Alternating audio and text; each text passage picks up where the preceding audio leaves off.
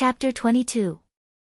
One day, Wang Zhen saw that the founding emperor, Zhu Yuanzhang, had set up a plaque that read, "Officials are not allowed to interfere in government affairs." He was in a bad mood and ordered for it to be removed. The next day, everyone went to court and found that the founding emperor's letter was gone. However, they all remained silent. From this, one could see how powerful he was. Wang Zhen, date of birth unknown, was from Shaanxi's Yuzhou, present-day Hebei. He had once served the crown prince, Zhu Qizhen, in his studies. This person valued power and was especially concerned about how others viewed him. Thus, any official who was promoted had to give him a gift. Any official who returned to the capital also had to give him a gift. Otherwise, trouble would come knocking. Speaking of which, this was related to his background. During the final years of Yongle, the imperial court issued a decree. The general idea was that any official in the education bureau of each province or city who did not perform well could be transferred to the capital to become an official. There was such a good thing. If one could not make a name for themselves locally, they could actually be transferred to the capital to become an official. Of course not. The reason why no one cared was that the job they would do after being transferred to the capital was rather special: enter the palace to train female officials. What a joke! Even if this old man did not want to be an official, he could still be a commoner. Why would he want to be a eunuch in the palace? That's right, who would do such a stupid thing? However, there was someone who did it. He was Wang Zhen. He already had a wife and a child. Although he was not well off, he was not poor either. He could live his life peacefully. However, in his heart, there was an ambition that no one could understand. He was not sent to the palace to be a eunuch when he was young. Instead, he entered the palace after studying. He even entered the palace with a certain amount of debt. Since it was difficult for him to develop locally, he wanted to find another path. Needless to say, with his ability to observe people's expressions and patience, he really did make a name for himself. In the past, Yang Qindong did not know much about this person. However, he had a large warehouse with many historical books. Naturally, he found out about this person. After asking around, he found that it was indeed so. At that moment, Yang Qindong invited the old housekeeper, Yang Hai, to meet Wang Zhen. After all, Yang Hai had followed his master, Yang Rong, in the past and had seen the world. At that time, Wang Zhenyuan did not have the authority he had now. When he saw the three Yangs, he was always polite and courteous. It was appropriate for him to send Yang Hai, an old acquaintance, to present the gift. Yang Qindong's predecessor, Yang Dong, didn't know much about history. He also didn't know much about how things came to be. However, he had a large warehouse with books. There were also many ready-made books, materials, and even finished products for reference. Some things that didn't exist in the Ming dynasty could be dismantled, or reassembled. This was his biggest advantage. Naturally, he could create many new things. In Wang Zhen's home in the capital, Yang Hai saw Wang Zhen with a respectful expression, and Wang Zhen was extremely pleased. Back then, in order to win the favor of Sanyang, he had to curry favor with Sanyang on the surface, obey everything, and pretend that he did not interfere in political affairs. Every time he went to the cabinet to deliver the emperor's decree, he would pretend to be very respectful and careful. He would always stand outside the door and not enter the pavilion, which deeply moved Sanyang. Later, when Wang Zhen came to deliver the decree, Sanyang broke the custom and specially invited Wang Zhen to sit in the room. Now, he needed to look up.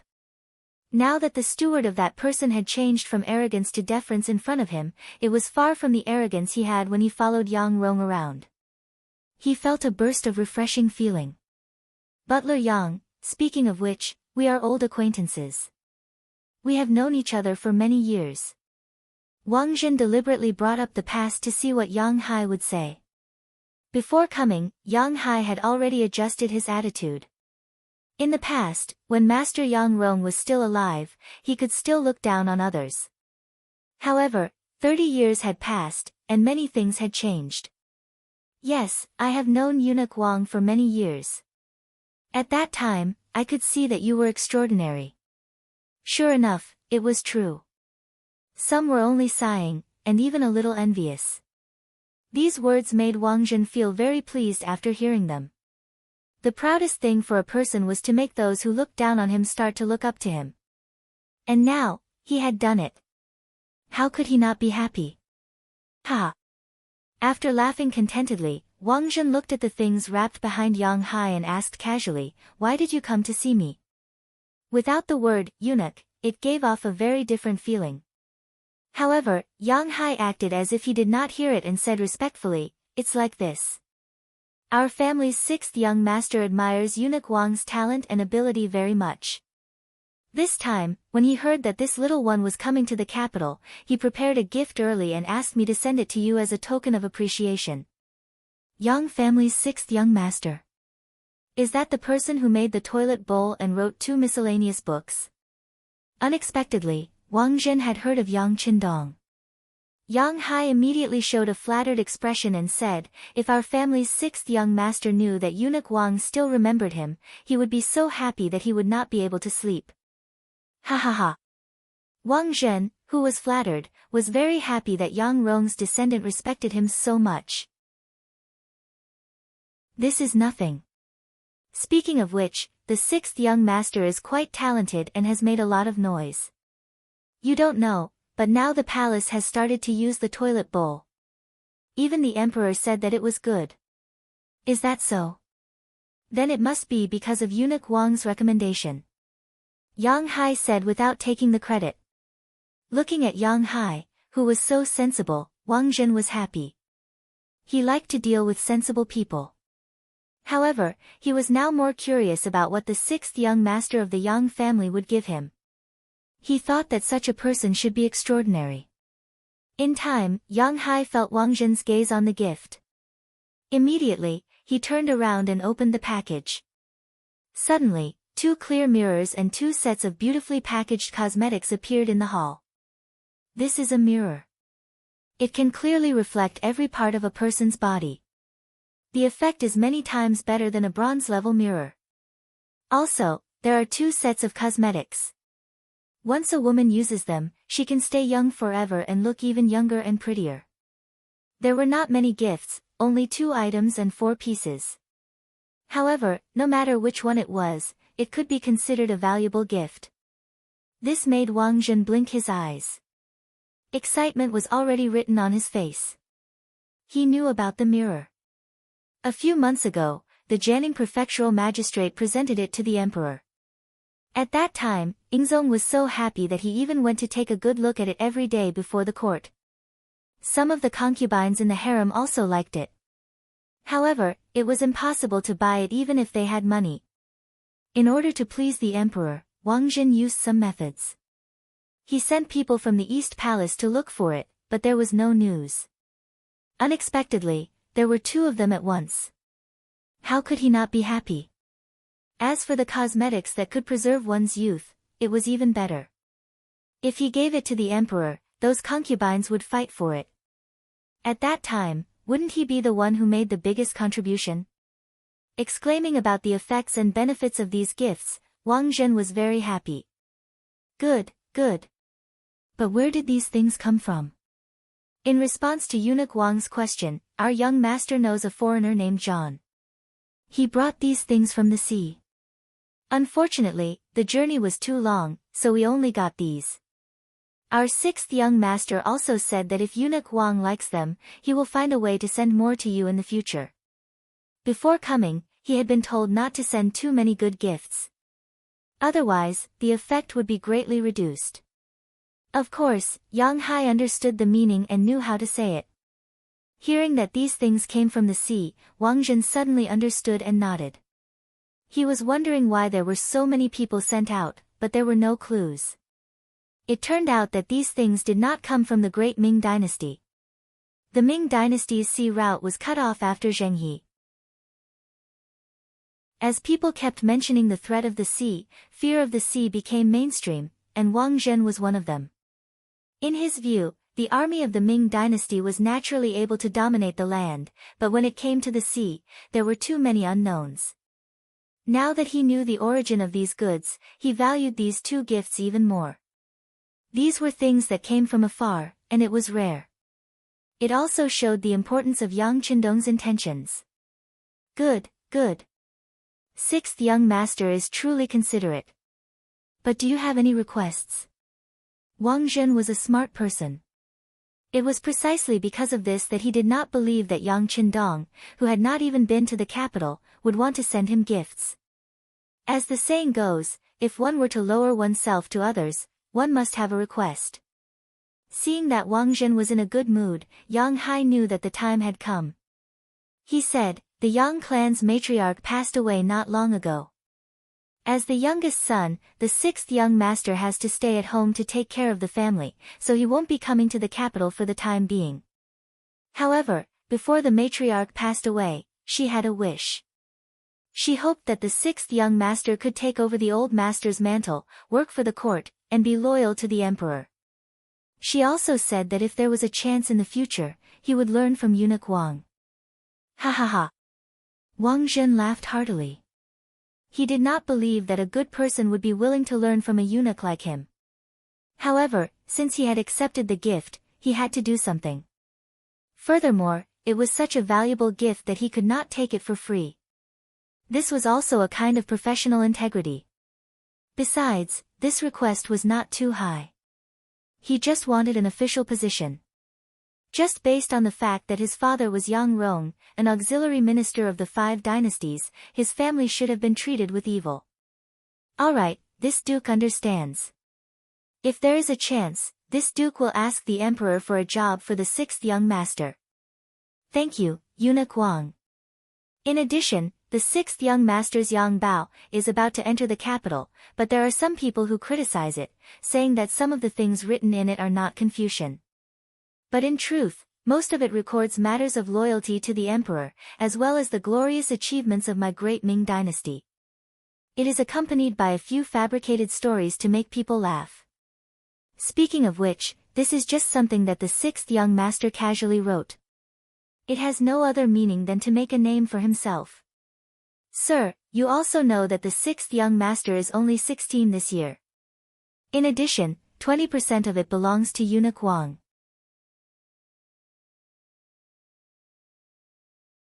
Chapter 23. Yang Hai recalled that the Yang Bao had followed him into the capital, so he decided to foreshadow this matter and report it in advance. Of course, according to what Yang Qindong said, privately running a newspaper could be a big or small matter. It mainly depended on how it was said. Once it was just a storytelling book, it would give people a preconceived idea. As long as Wang Zhen approved of it, it would not be a big problem to implement it. It was just paying 20% of the benefits. In the long run, it was worth it. When he first heard Yang Qindong's instructions, Yang Hai was shocked by the sixth young master's generosity. He directly gave away 20% of the benefits. Only a person with great courage would be able to do it. He even saw the sixth young master's boldness from this matter. He hated that he was old and could not follow the sixth young master for too long. Otherwise, he would definitely bask in the glory of the sixth young master. But fortunately, his son Yang Neng was also capable and young. He could follow the sixth young master in the future. Presumably, he would not have to worry about food and clothing in the future. He told Wang Zhen about the Yang Bao and said that he would give 20% of the benefits. Suddenly, Wang Zhen's eyes narrowed and the corner of his mouth twitched slightly. Okay, I will pay attention to this matter. Yang Hai knew that since Wang Zhen said that he would pay attention to it, there would be no problem. He immediately expressed his gratitude again and then tactfully left. When there was no one else in the room, Wang Zhen's face returned to its serious state. Come. After the voice fell, a person flashed out of the dark room. He was wearing a flying fish robe and holding a spring-embroidered saber. He half knelt and said, I will listen to your orders. Ji Guang, immediately go and investigate the Yang Bao. See what it is, who is against it, and who is supporting it. Investigate clearly and report back to me. Wang Zhen's eyes narrowed into a line. Without investigation, there was no right to speak. He would not let things go just because he accepted some things from Yang Qindong. He believed in the conclusion of his own investigation. Ji Guang was his private party. He was originally the commander of Long Qing's right guard, Qianshi. Later, he was promoted to Governor Qianshi. Because it was convenient to use him, he was transferred to the position of Qianshi in the Brocade Guards, a lower third-rank official. It was worth mentioning that in the first month of that year, the hereditary position of eunuchs was officially implemented. Yingzong gave Wang Zhen's nephew, Wang Lin, the commander of the Imperial Guards, Qian Liang, Gao Reng's nephew, Gao Yu, Chao Jixiang's brother, Chao Zheng, and Kai Zhong's nephew, Kai Gu. The emergence of this system raised the status of the eunuchs to almost the same as the important ministers. Without a doubt, Wang Zhen was the boss of these people. Naturally, his subordinates would carry out his orders unconditionally and do their best. Wang Zhen wasn't worried about being deceived by Ji Guang's investigation. This was also because it was his first time dealing with Yang Qindong, so he had to be careful. This subordinate understands. Ji Guang replied, then retreated without any signs of life. Wang Zhen was left alone in the hall. He smiled and said, "The sixth young master, Yang Jitong, Yang Qindong. Interesting. Ha, if you abide by the law, I won't be stingy and give you a good fortune after accepting your gift." With Yang Hai's appearance in the capital, Yang Bao soon appeared here. In order to make it easier for the people in the capital to read, it started from the first issue. The appearance of Legend of the Condor Heroes and Xiao Li's flying dagger naturally attracted the attention of the people in the capital who were lacking in spiritual food. This was because of the geographical location. Yang Bao was already so famous in Jianing, but because it was too far away from the capital, no one knew about it. This was unlike the modern age where the internet was so developed that even the smallest matter could be hyped up and made known to everyone. The sudden appearance of Yang Bao attracted the attention of many people, but at the same time, it was not well received by some people. They discussed in private about the nature of this report and what it could be used for. It was just that the emperor hadn't said anything, so they couldn't make up their minds and didn't know what to do. Yang Qindong, who had returned to Jianing Prefecture from the Black Wharf, had been paying attention to the movements in the capital. Yang Bao was nothing more than a test. At this time, there was no intellectual property right, and there was no way to guide public opinion. He didn't know whether this thing could gain a foothold in the capital. But he knew that if the great Ming dynasty couldn't accept this, he had to be more careful and cautious in the future. It was even debatable whether he would have a trip to the capital in the future. Under Yang Qindong's attention, the wheel of history continued to turn as usual. On the 14th of July in the 11th year of the Zhengtang dynasty, Yang Pu, the last Yang of the three Yangs, died. Yang Pu's death meant the end of the three Yangs era. Some of their original forces began to suffer a blow, and some forces that wanted to replace them began to stir. More than a month after Yang Pu's death, the incident began to break out. Unexpectedly, Yang Bao, which seemed to have gained a foothold in the capital, was the first to bear the brunt. On this day, in the main hall, there was a sudden condemnation against the descendants of Yang Rong. When Yang Rong was in power, he was known as Dongyang. He was the Minister of Works, Assistant Minister, Grand Secretary, and other positions. Naturally, he had great power. Therefore, he promoted some people, but there were only so many positions, so he naturally offended a group of people. Because of this, many people were upset, but they didn't have a chance. Now that Yang Pu was dead and the three Yangs were in decline, there were naturally some people who hit him when he was down. Some people even mistakenly thought that their actions should be in accordance with Wang Zhen's wishes. Because in the third year of the Zhengtang dynasty, there was a fierce struggle for power in the court. The leader of the eunuchs, Wang Zhen, took advantage of the child Yingzong's ignorance and companionship to lure him to play, and then presented him to his playmate to win his favor. With this favor, he went up against the three Yangs. This caused Grand Secretary Yang Shiqi to not attend court. When the Empress Dowager found out, she beat Wang Zhen up and ordered him to apologize to the Yang residents. Wang Zhen held a grudge in his heart and used his vicious methods to make a fuss about the son of the three Yangs. He sued the son of the second Yangs and his friends for taking bribes for personal gain, causing a huge uproar and ruining the reputation of the second Yangs. Under Wang Zhen's desperate investigation, the second Yangs died of anger and depression, leaving Yang Pu as the head to take charge of the court. Now that even Yang Pu was no longer around, wasn't it the best time to step on the descendants of the three Yangs? Yang Bao was the unlucky one that came to the muzzle of the gun. Niheng was one of the people who had been suppressed by the three Yangs. Perhaps his vile nature was seen through early on, but he, who felt good about himself, had always been suppressed. It wasn't until later on that he sucked up to Wang Zhen that he rose step by step, becoming the Minister of Imperial Affairs and Assistant Minister of Revenue, becoming a rank 3 official. Knowing that Wang Zhen once had a conflict with the Sanyang family, Niheng was eager to show off. He did not ask for Wang Zhen's permission in advance and suddenly attacked the Yang Pao in the court assembly. He even said that the private publication was a troublesome matter, and that it would lead to a disaster in the end. When the officials, including Ying Zong, were all confused, Niheng said that the reason why Yang Bao appeared and was discussed by everyone in the streets and alleys of the capital and was even sought after by a portion of people was because it had a dark background. This dark background was the Minister of Personnel, Wang Ji, the Right Assistant Minister, Xiao Xian, and the others. It was because they had received Yang Rong's favor that they secretly supported Yang Bao in the name of repaying his kindness. Niheng's sudden move stunned Ying Zong, the officials, and even Wang Zhen. Everyone knew that Niheng had relied on Wang Zhen to get to his position. Because of this, everyone thought that it was Wang Zhen's idea. Many people immediately shut their mouths, afraid that they would be implicated. Wang Ji and Xiao Xian originally didn't want to speak, but this matter involved them, so they had no choice but to speak up. Niheng, you are slandering me. It's only because you did things unfairly that I couldn't help but say a few words to you. You are taking revenge here. Your actions are too vulgar. Besides, when have I ever had any contact with the sixth young master of the Yang family?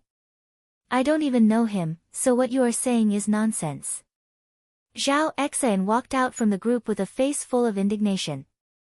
Many people knew that there was a grudge between Niheng and Xiao Xian, the director of the Ministry of Appointments.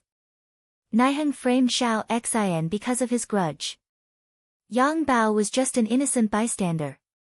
However, there was one person who saw it very clearly. He was the Ministry of Personnel Minister Wang Ji. Wang Ji had replaced Guo Gu as the Ministry of Personnel Minister in the 8th year of Jingtong and was in charge of all officials. Since ancient times, the Ministry of Personnel had a saying that officials were one level higher. Those who were able to occupy this position were all cautious and conscientious people. This time, he was suddenly reprimanded by Nehen in front of the court because he had a good relationship with Xiao Xian, the director of the Ministry of Appointments. Since he had made a move on this person, if he did not take care of himself, it would not be long before he would be implicated by the counterattack. Thus, he had implicated himself. After thinking through the crux of the matter, he was worthy of being a minister. He didn't argue with Niheng like Xiao Xian. Instead, he stood out and said solemnly, I did not know about the matter of Yang Bao. It's just that I've read a few magazines recently, and it's just that there are 2 interesting stories in them. They also talked about the might and glory of our dynasty and did not do anything to harm the country. I once thought that the person who created this newspaper was very talented. Later, I learned that it was done by the youngest son of Scholar Yang. I was even more impressed that Duke Yang had a successor. Thus, I boldly suggest that the court should promote more talented young people to be used by the country. After speaking, Wang Ji placed the ceremonial tablet on the ground. Then, he knelt down and buried his head deep in the ground. He saw the crux of the matter with one glance. Didn't you, Niheng, attack me with the dark background of Yang Bao? Then I will solve the problem from the root and clear the name of Yang Bao. Let's see what other tricks you have. Chapter 24. As the minister of the Ministry of Appointments, Wang Zhi had the right to recommend someone. Recommending a talented young student in front of the imperial court was the most appropriate move. In addition, Yang Qindong was born in the Yang family. This move could show his virtuous reputation after taking care of his friends. This move was really impeccable. The move to open up another path. Wang Zhi's words made Niheng freeze on the spot, and he was somewhat at a loss. He did not expect that the other party would avoid the important and dwell on the trivial, directly pointing out the cause of the matter. This was completely different from what he had thought before. Niheng thought that whether it was Wang Zhi or Zhao Xian, they would first find a way to escape and clarify their relationship with Yang Rong. In this way, it was bound to arouse the dissatisfaction of some of the pro-Yang faction in the imperial court. At that time, he only needed to insist that the other party had something to do with it. After all, the influence of the three Yangs was deep and wide. Who in the imperial court could say that they had nothing to do with it? This was called yellow mud falling into the crotch of one's pants. Even if it was not shit, it was shit. Who would have thought that the other party did not evade their relationship with Yang Rong? Perhaps they could not evade it, so they simply took the opportunity to recommend the sixth young master of the Yang family. As a result, his wishful thinking was completely ruined. Wang Zhi was worthy of being a minister. Avoiding the important and dwelling on the trivial, and opening up another path completely ruined Niheng's goal. This also made him feel that the situation was not right. He had to look at Wang Zhen, who was standing next to the emperor, for help. At this time, Wang Zhen's old face was stiff, but his heart was abnormally angry.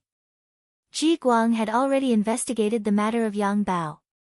The result was naturally that it was a story, and a serial article that told a continuous story. Although it recorded some miscellaneous knowledge, it had nothing to do with the system of eunuchs. For a literary magazine like this, there was no threat at all. It could even be said that it was a business method. At least for a few months, it had made a lot of money for Wang Zhen. This made Wang Zhen very happy.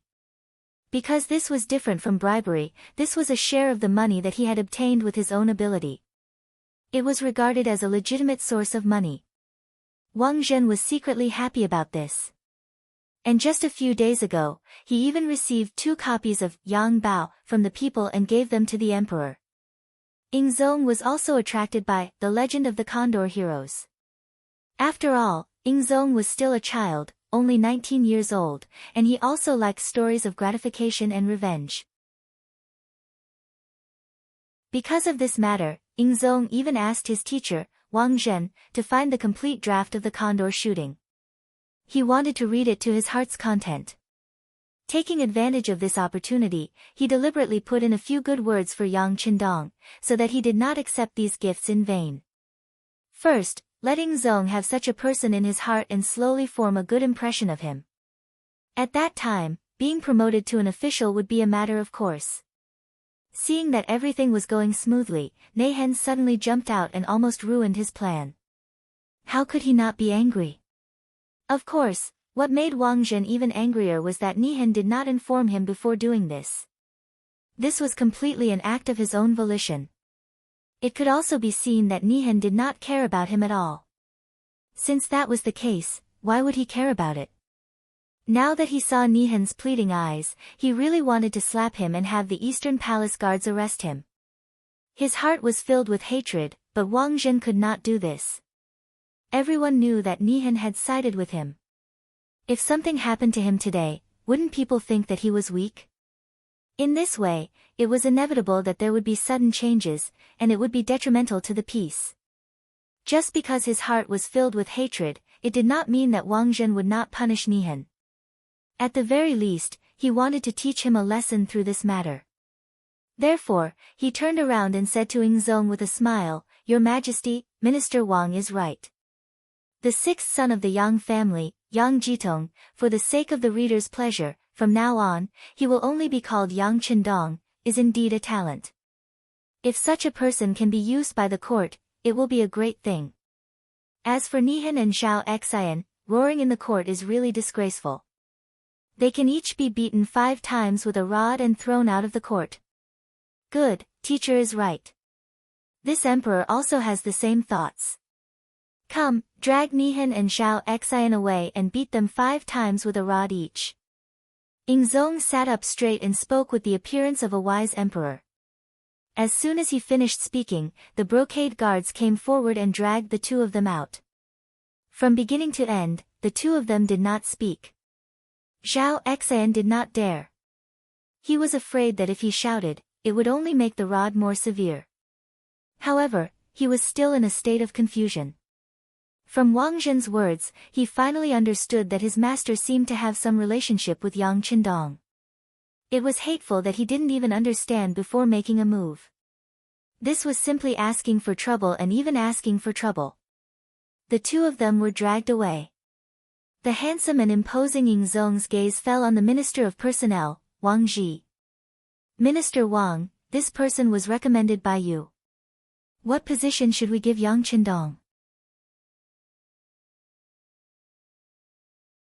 The young girl in yellow was always smiling.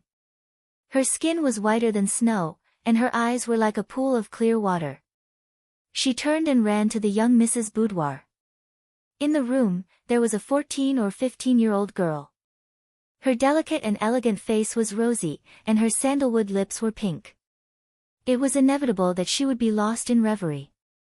At this moment, she was holding a black newspaper and reading it. From time to time, the corners of her mouth would curl up slightly, showing the joy in her heart. Young Mississippi, perhaps because Xiao Qing ran a little faster, she was panting as soon as she entered the boudoir. Her large chest was constantly rising and falling with her rapid breathing. Xiao Qing, what's wrong? What made you so anxious? The young girl seemed to be complaining, but after she finished speaking, she softly leaned forward and said, "Could it be that you've taken a fancy to a young and handsome man?" After she finished speaking, the young girl couldn't help but giggle. The maid, Xiao Qing, frowned and her face fell. She said with an unyielding expression, "Young miss, you're making fun of Xiao Qing again. I've already said that I will follow young miss for the rest of my life. I will not marry." "Ah!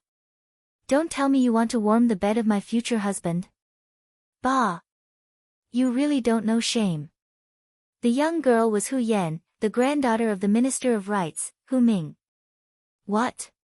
When she realized that she was being teased by young miss again, Xiao Qing wasn't going to let it go. She immediately stretched out her slender hands and tickled Hu Yan's armpits. Although this was the social practice of the time, the personal maid who married into the family could actually warm the bed of the new son-in-law on behalf of their young mistress. However, there were some things that couldn't be said. How could a thin-skinned person endure it? Only Hu Yan and Xiao Qing, who had grown up together, could make such a joke. If there was a trace of misunderstanding between the master and the maid, such a joke would only increase the conflict between them. Xiao Qing's hand moved and for a moment, the 2 girls were playing together. Waves of giggles could be heard incessantly. When the steward, who was waiting outside, heard this, he helplessly shook his head. He knew that Xiao Qing, this careless maid, must have forgotten her mission. He couldn't help but lightly cough a few times. "Ah!" When she heard the steward's voice, Xiao Qing quickly stopped moving her hands. She seemed to have thought of something and said, "The steward is still waiting outside." "Young miss, old master wants to read Yang Bao." "What?" Hu Yan also blocked the hand that was about to sneak up on Xiao Qing's armpits. She asked in disbelief.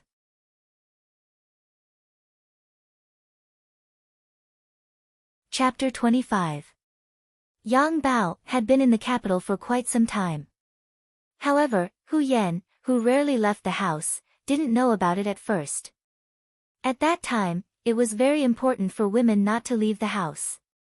But one day, when she entered her father's study to help clean, she accidentally saw a copy of Yang Bao on the table.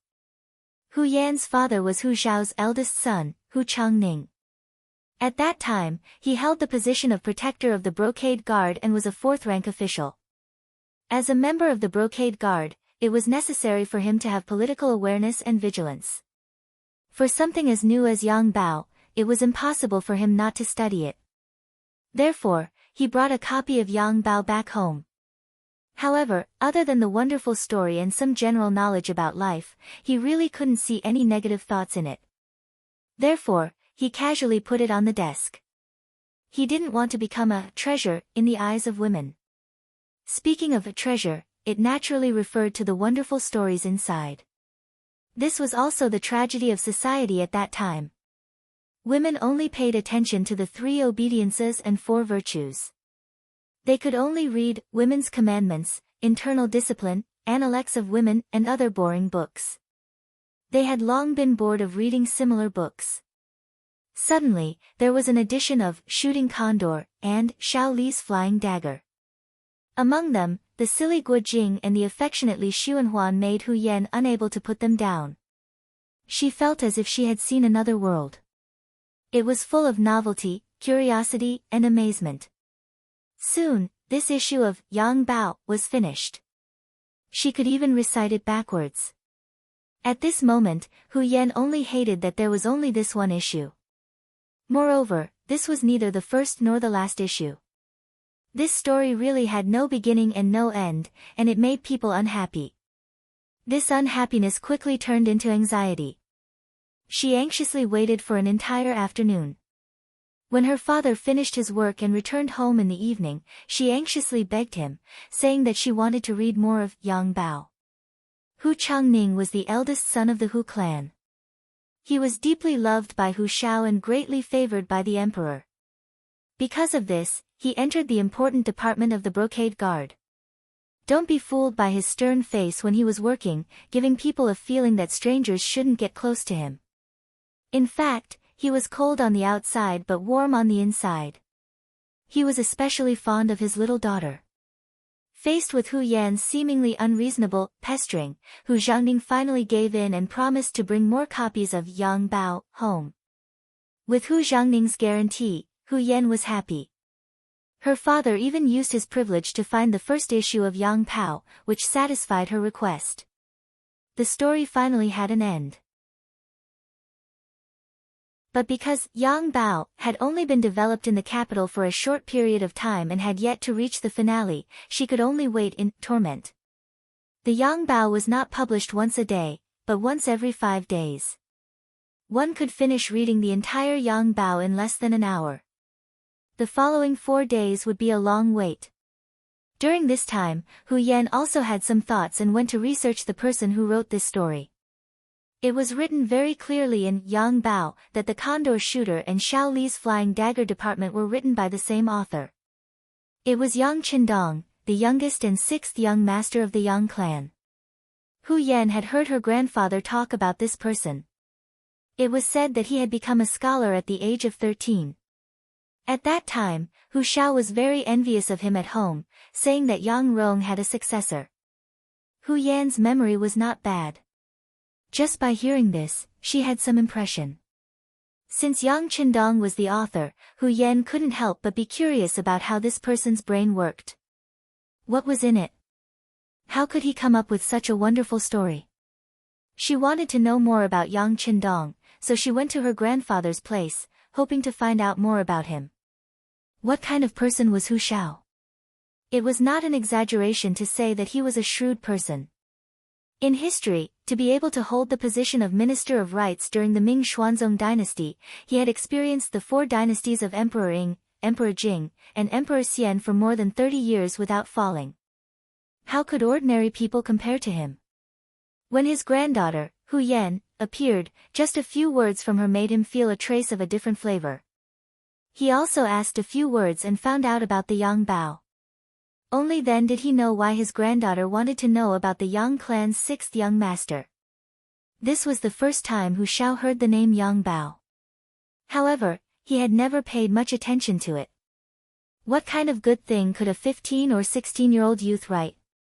What kind of thing was worthy of his attention? Therefore, even though his granddaughter had recommended it several times, he had never looked at it. Today's court assembly had started with Yang Bao and ended with Yang Bao. Yang Qindong had become the governor of Jianing Prefecture at the age of 16. Although it was a very small 9th-rank official, it was undoubtedly an official's position. Moreover, he did not rely on his family to obtain it. This naturally piqued Hu Xiao's interest, and he wanted to see what was written in Yang Bao. In particular, Hu Xiao's sharp senses told him that Wang Zhen seemed to have a good impression of the Yang clan's sixth young master. This was the most inconceivable thing to him. Who in the court did not know about the conflicts between Wang Zhen and San Yang? In the past, whenever it involved San Yang, no matter who it was, they would be trampled on by Wang Zhen. However, as Yang Rong's son, the most direct descendant of his family, he was fine. Could it be that Wang Zhen had changed his strategy? Or did the root cause appear in Yang Qindong? Hu Xiao carefully considered the cause and effect, and found that it should be the latter. This was because a few days ago, an official who was on good terms with San Yang had been arrested by Dong Shi. If Wang Zhen had such intentions, he should not have changed his mind so quickly. If that was the case, then Yang Qindong was somewhat interesting. He was clearly Yang Rong's son, but he could obtain Wang Zhen's support. How did he do it? Of course, Hu Xiao did not believe that Yang Qindong had done everything by himself. He guessed that there must be some expert. Who was this person? This really piqued his curiosity. He asked the butler to find Yang Bao to see if he could find any clues from it. In Mrs. Room, Hu Yan immediately became happy after knowing that the maid Xiao Qing was not joking. Great, grandfather also wants to read Yang Bao. Then I'll send it to him immediately. There was a reason why Hu Yan was so happy. She had asked Xiao Qing to go out and find out that Yang Bao first appeared in Yang Qindong's hometown, Jianing Mansion, and Yang Qindong was there. It was later spread to the capital. She also heard that Xiao Li's Flying Dagger and Xiao Li's Condor had been published before Yu Jianing.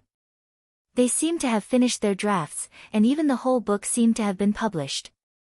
For this matter, Hu Xiao had asked his father, Hu Changning, more than once to send someone to Jianing Mansion to buy 2 copies of the 2 completed books. However, his father refused. In his opinion, Yang Bao was published once every 5 days in the capital, and they could slowly read it. Moreover, it was a miscellaneous book. Girls should be more mature and not always want to listen to novel stories. After that, Hu Yan was angry for several days. However, she knew that her father was very generous to let her read Yang Bao once every 5 days, so she really did not dare to ask too much. But now, her grandfather wanted to read Yang Bao, which was equal to an opportunity. As long as she seized it, she might be able to read the 2 complete books in advance. That was really great. Then, Hu Yan took out several well-preserved copies of Yang Bao, hurried out of the backyard, and went straight to her grandfather's study. After a while, Hu Yan's coquettish voice came out of the study. Grandfather, these 2 stories are very interesting. For example, Xiao Li's Condor is about the struggle between the Han people and the Mongolian Yuan Empire. It shows a kind of national integrity, but I don't know what the ending is. Blinking her beautiful big eyes, Hu Yan had an aggrieved look on her face. Hu Xiao shook his head gently. How could he not see that his granddaughter was playing hard to get? She wanted to take the opportunity to ask him to get the complete books of Xiao Li's Flying Dagger and Xiao Li's Flying Dagger. He had heard that the complete books had appeared in Jianing before. Although there were not many of them, they could not be considered too few. At least for someone like Hu Xiao who had been in the officialdom for decades, if he wanted to get it, he could find a way. However, Hu Xiao still did not have the intention to agree. He wanted to see how Yang Bao was first. Just like that, with his granddaughter sighing from time to time, Hu Chang just treated it as a joke. He sat in the armchair and slowly read Yang Bao. However, only he himself knew what he was really thinking. This scene was not just happening in the Hu residence. After today's morning court, Hu knew how many important ministers and officials in the capital began to search for Yang Bao. While they were trying to understand it, no one knew what they were thinking. Others might still be watching and thinking about the deeper meaning of this scene in the morning court. But one person did not have the time to think about this, nor did they know what was happening in the imperial court. He was currently giving Tiger's Mane his last lesson. In short, the intelligence department is the clairvoyant and the clairvoyant. If they can know what is going on ahead of time, they can have more time to deal with the problem. Often, they can turn the tables. After saying this, Yang Qindong patted Tiger's mane on the shoulder, his eyes filled with hope and expectation. The establishment of the Security Bureau was the matter that Yang Qindong had been paying the most attention to recently. And intelligence was of the utmost importance. Intelligence warfare referred to the confrontation of intelligence systems between the enemy and our side in order to achieve military victory and protect our side's cases and interests. Obtaining an advantage in intelligence was an important guarantee for military victory. Just like the Ming dynasty's Eastern Faction Guards and the Imperial Secret Service, when they were at their most powerful, could the emperor know what his subordinates were doing last night? Were they happy or disappointed? Did they drink when they were happy? Did they sigh when they were disappointed?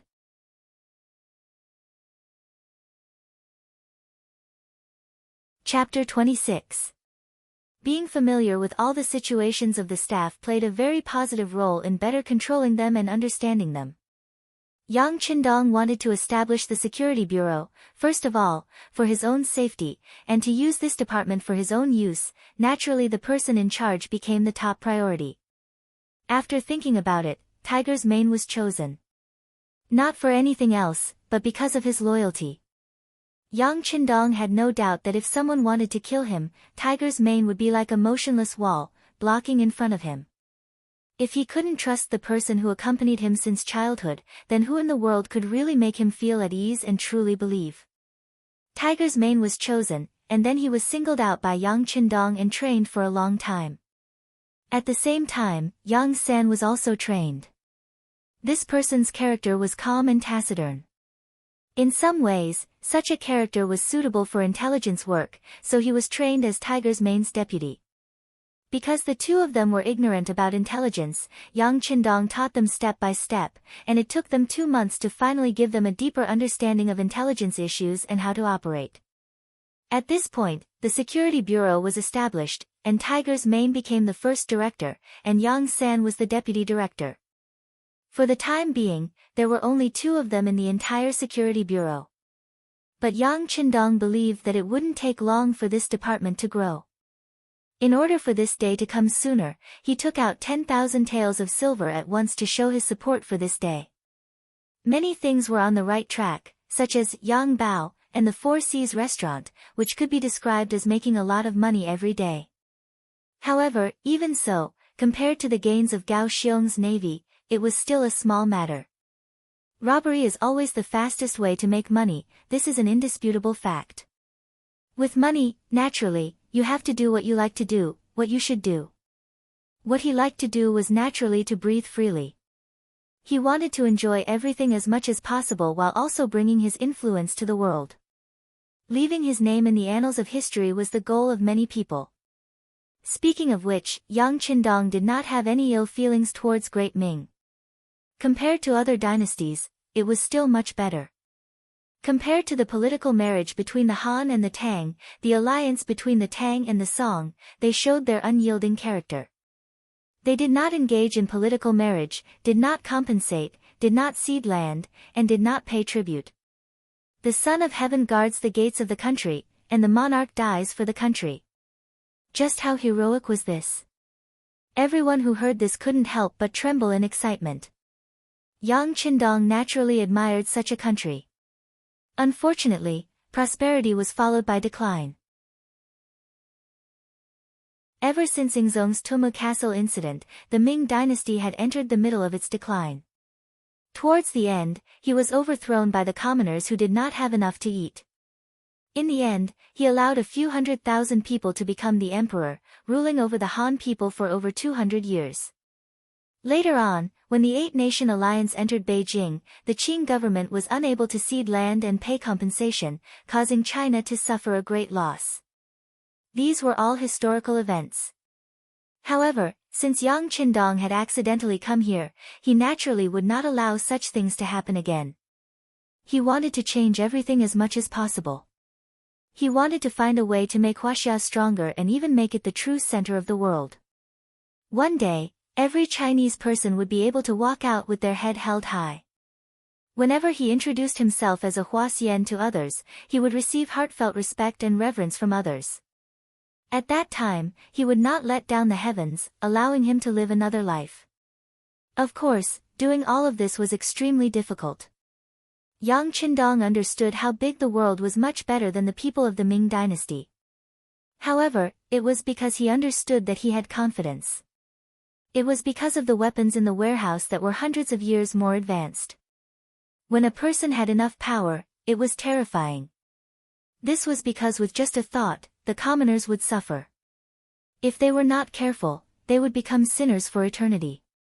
On the other hand, if such power was used to benefit the commoners and the country, it would also play an extremely positive role. Yang Qindong's idea was the latter. He hoped that through his own efforts, he could change the outcome of the Ming dynasty being destroyed in a few hundred years. He also wanted to change the situation where the Han people were slaves. All of this would undoubtedly be a lofty goal, and he would need to put in a lot of effort to achieve it. Taking advantage of the Ming dynasty's maritime ban, he had worked hard to build a powerful navy. Now, he had also worked hard to establish the security bureau. Fortunately, Tiger's Mane and Yang San were both diligent and eager to learn. They carried forward the spirit of not being ashamed to ask for help. This allowed them to learn a lot in the past 2 months, and their understanding of security and intelligence had reached a new level. At this time, Yang Qindong had to think more about his own safety. This was because he was not unknown. It was just that once he walked the path of power, he could only move forward and not turn back. Otherwise, it would be as if he had stepped into a bottomless abyss, and not even his bones would be left. He took out 10,000 taels of silver and handed it to Tiger's Mane. He said, "You should familiarize yourself with your work as soon as possible, and then recruit people. Remember what I taught you before. Don't underestimate the role of any one person. Often, big things are caused by small people. Perhaps a street gangster, a peddler, a street sweeper, or even a beggar will play a key role in certain situations. Therefore, the people you use are destined to not stick to one pattern." Do you understand the meaning of this sentence? Young master, we understand. What you mean is that as long as people are useful to us, we can rope them in. Even those useless people, as long as they have ambitions, can be used as our hidden pawns. Who knows when they will be activated, and then they will play an unimaginable role. Tiger's Mane thought about what the 6th young master had said and taught him and summarized his answer. Very good. He gave them an encouraging look. All right, you can leave now. Don't be too anxious. Think about what to do next. Once you have decided on something, don't worry about it. Don't be afraid of spending money. The young master doesn't lack that. Yes. Tiger's Mane and Yang San left with excited expressions. How could this not be their chance? To be able to catch the young master's attention was a great opportunity in itself. After the two left, Xiao Yin appeared in a flash, as if she had been prepared. She brought a pot of freshly boiled tea to Yang Qindong. Young master, you must be thirsty after talking for so long. Come and drink some tea. This is good tea that the young master spent a lot of money to get from the capital. Alright, then drink some good flower tea. Then hurry up and write The Smiling, Proud Wanderer. Yang Qindong, who had already seen through Xiao Yin's intentions, laughed heartily. This caused the girl's face to turn red. After The Legend of the Condor Heroes and Xiao Li's Flying Dagger, Yang Qindong wrote the 3rd novel, The Smiling, Proud Wanderer. It was Master Jin Yong's later work, and its narrative had already reached the pinnacle of perfection. The Smiling, Proud Wanderer involved countless scenes, characters, and all kinds of martial artists fighting. But after being written, the scenes changed according to the mood. There were endless changes, but they were all suitable for life. The core of The Smiling, Proud Wanderer was the struggle for power in the martial arts world. In order to achieve this goal, the author seized the Bixia Sword Manual and Sunflower Manual. The work praised chivalry, benevolence, wealth and honor, and the noble spirit of unyielding might. Once this book was published, it suppressed the Condor Heroes and Xiao Li's Flying Dagger, becoming the object and goal of everyone in Jianing Prefecture. Among them, young Fu was laughing so hard that his eyes almost couldn't be seen. The Four Seas restaurant expanded again, swallowing up 2 neighboring restaurants. But it was still difficult to find a restaurant. Although he could only get 30% of the profits, he still earned more in a month than he did in a year. Once The Smiling, Proud Wanderer was published, Yang Qindong became an influential figure again. Now in Jianing Prefecture, even the children who had just started to understand things knew of his great name. It could be seen that his influence was widespread. While everyone was talking about the smiling, proud wanderer, the open-minded and unruly Ling Huchong, the beautiful and shrewd Ren Yingying, the treacherous and cunning Yu Buqiwen, the rebellious and scheming Ren Wuxing, the pure and lovesick Yi Lin, the modest and strange Chong Su, and so on, the imperial court's appointment arrived. The news of the Yang clan's 6th young master, the founder of Yang Bao, the author of The Condor Heroes, The Smiling, Xiao Li's Flying Dagger, and The Smiling, Proud Wanderer, was appointed as the governor of Jianing Prefecture by the emperor. His official rank was 9th rank. The 6th young master of the Yang clan, who was only 16 years old, actually had an official position early on. It was said that the emperor had discussed this appointment with the various officials during the morning court session. Even some 3rd or 4th rank officials might not have such an honor. Then, this 9th rank official's status is really too high. Even some 3rd or 4th rank officials might not have such an honor. Thinking of Yang Qindong's age, it could be said that his future was limitless. Therefore, once the appointment was announced, the Yang clan's old residence's gate was trampled flat by the nobles of Jianing Prefecture. Some even found matchmakers, wanting to marry their daughters and relatives' daughters to the 6th young master. It could be seen that there were really a lot of smart people.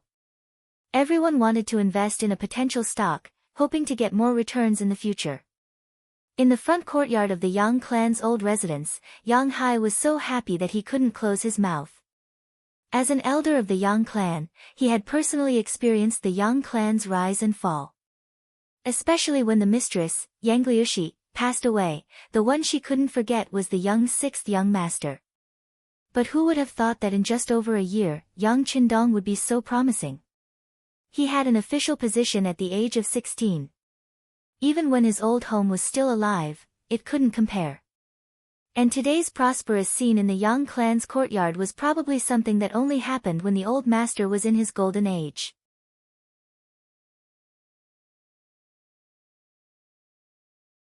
Chapter 27. For a moment, Yang Hai was grinning from ear to ear. He knew that it was because he had gone to the capital, met Wang Zhen, and gave him a gift. But wasn't that what the young master was thinking? Compared to other young people, the 6th young master's calmness was definitely rare. Compared to Yang Hai, who was standing there laughing foolishly, the maid Xiao Yin's expression became very ugly. Especially when some of the matchmakers who had come to play matchmaker saw Xiao Yin ask the 6th young master if he had any intention of marrying a wife, her face turned red with anger. If not for her face and not wanting to dampen everyone's spirits on this joyous day, she would have chased them away. At the moment, the Yang family's old residence was very lively, but as the person involved, Yang Qindong, Tiger's Mane, Beta Persei, and the other servants had already gone to the Yamen of Jianing Prefecture to pay a visit to the prefect, Li Daotong. Li Daotong was a jinshi at the end of the Yongle period of Qingzu. After a lot of hard work, he was appointed as the prefect of Jianing Prefecture, a 4th-rank official. It was equivalent to the secretary of the municipal committee and the mayor of a modern city. When Li Daotong received the news that Yang Qindong had suddenly sent an invitation to visit, he immediately put down the brush he was writing on and said to the housekeeper, "Please." In the entire Jianing Prefecture, the number of people who could receive Li Daotong's "please" could be counted on 2 hands. But when it came to people younger than 30 years old, there was no doubt that only Yang Qindong had such qualifications. In the guest room, Li Daotong was sitting precariously. Not long after, Yang Qindong, dressed in a green robe, walked in. When he entered the hall and saw Li Daotong, he quickly bowed and said, "Subordinate Yang Qindong greets Lord Li. Prefect Yang, please rise." Li Daotong narrowed his eyes and stood up, reaching out his hand to support Yang Qindong. Yang Qindong smiled and used this force to straighten his body. No matter what, now that he was in Janning Mansion, there were too many things he needed the other party to take care of. He had to give the other party enough face. Li Daotong was confident in his status. Being able to help a 9th-rank official up was already giving him enough face. Speaking of which, it was nothing more than a case of a man flattering a man. Magistrate Li also knew that Yang Qindong had an official position at such a young age, so his future would be bright.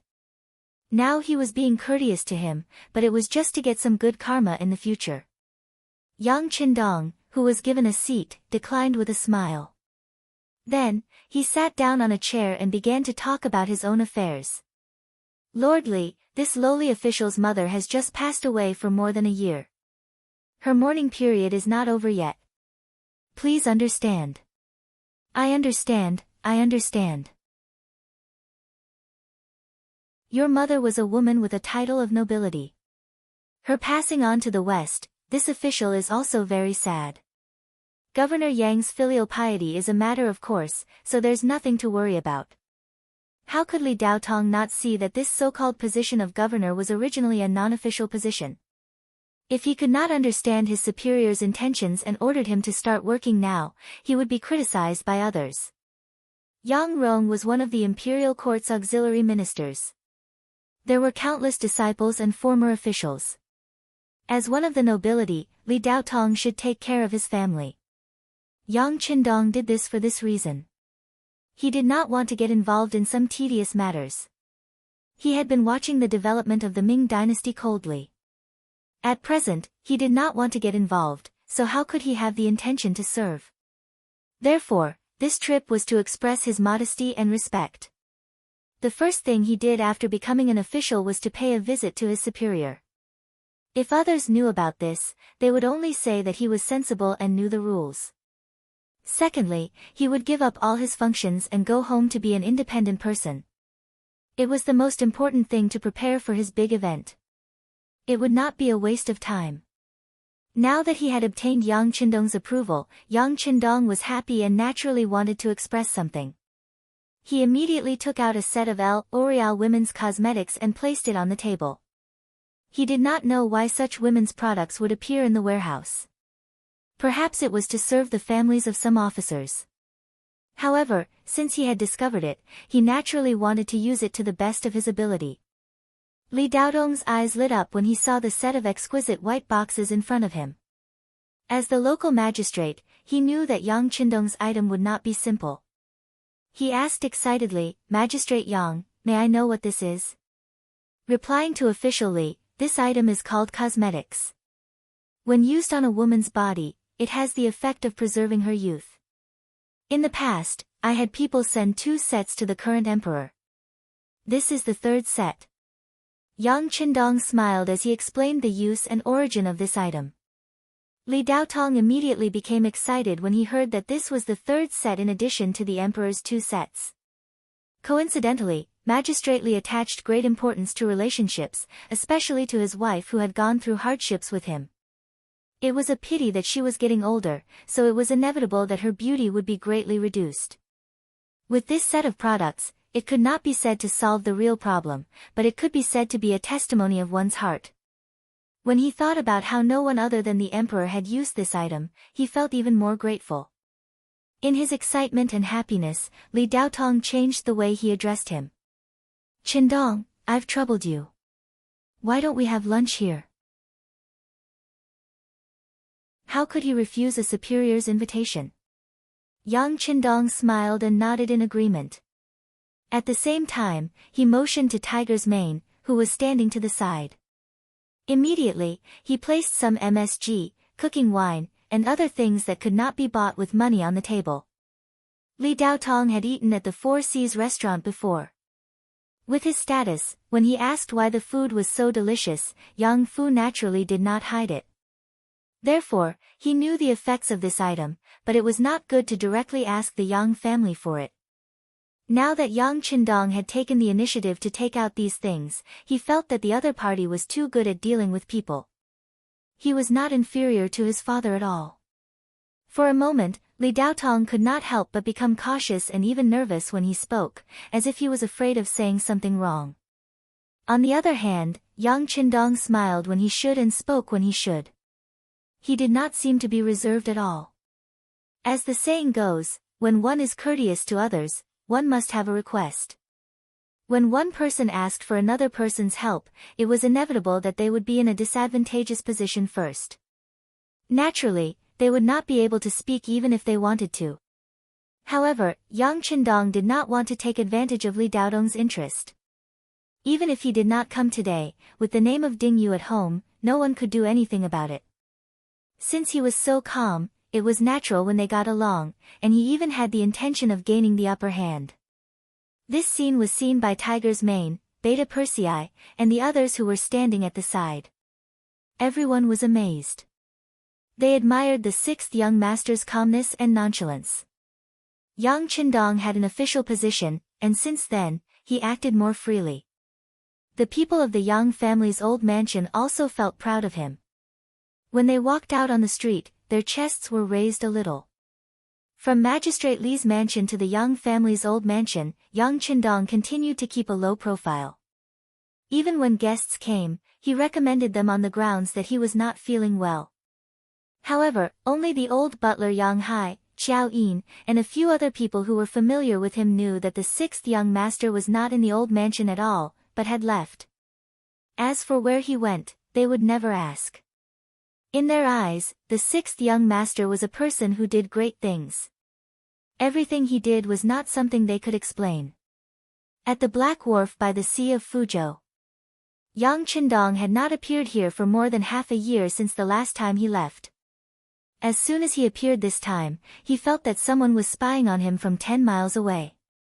Then, as expected, someone came out from the dark. There were even 2 people hiding by the sand, using the camouflage there. Even if they were 5 steps away, it would be difficult to discover them. "Hello, young master." There were a total of 8 soldiers in charge of security, and 3 of them were members of the Cold Front that he had personally trained. Yes, you have to be vigilant at all times. You have to know that once the enemy appears, they will never notify you in advance. Yang Qindong smiled and nodded.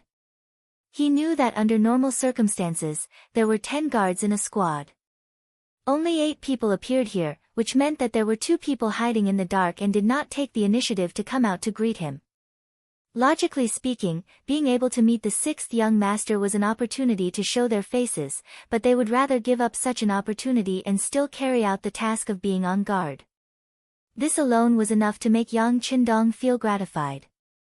"Each of you will be rewarded with 5 taels of silver, and the other 2 brothers will be rewarded with 10 taels of silver each." Generous rewards and fair punishments were always an important way to capture people's hearts. Now that Yang Qindong was not short of money, he naturally did not hesitate to spend it. "Thank you, young master." Thump, thump, thump. The 8 guards were all delighted. This was a reward from the 6th young master, and it was enough for them to brag for a while.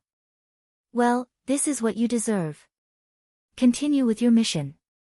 Yang Qindong waved his hand and smiled as he led Tiger's Mane, Beta Persei, and Yang Si to the Black Wharf. Yang San stayed in Jianing Prefecture to set up the security bureau, while Yang Wu and Yang Lu were responsible for the safety of the Yang family. Under the division of labor, Yang Qindong only appeared a few hundred miles away with the 3 of them. But even so, if anyone had any ideas about the 6th young master, they would be making a big mistake. With the large warehouse and advanced weapons in hand, no matter how many people came, they would not be able to do anything to them. It was not an exaggeration to describe the Black Wharf as the speed of Shenzhen's reform and opening up 8 years ago. It had only been half a year, but several factories had already been built. Among them was the arsenal.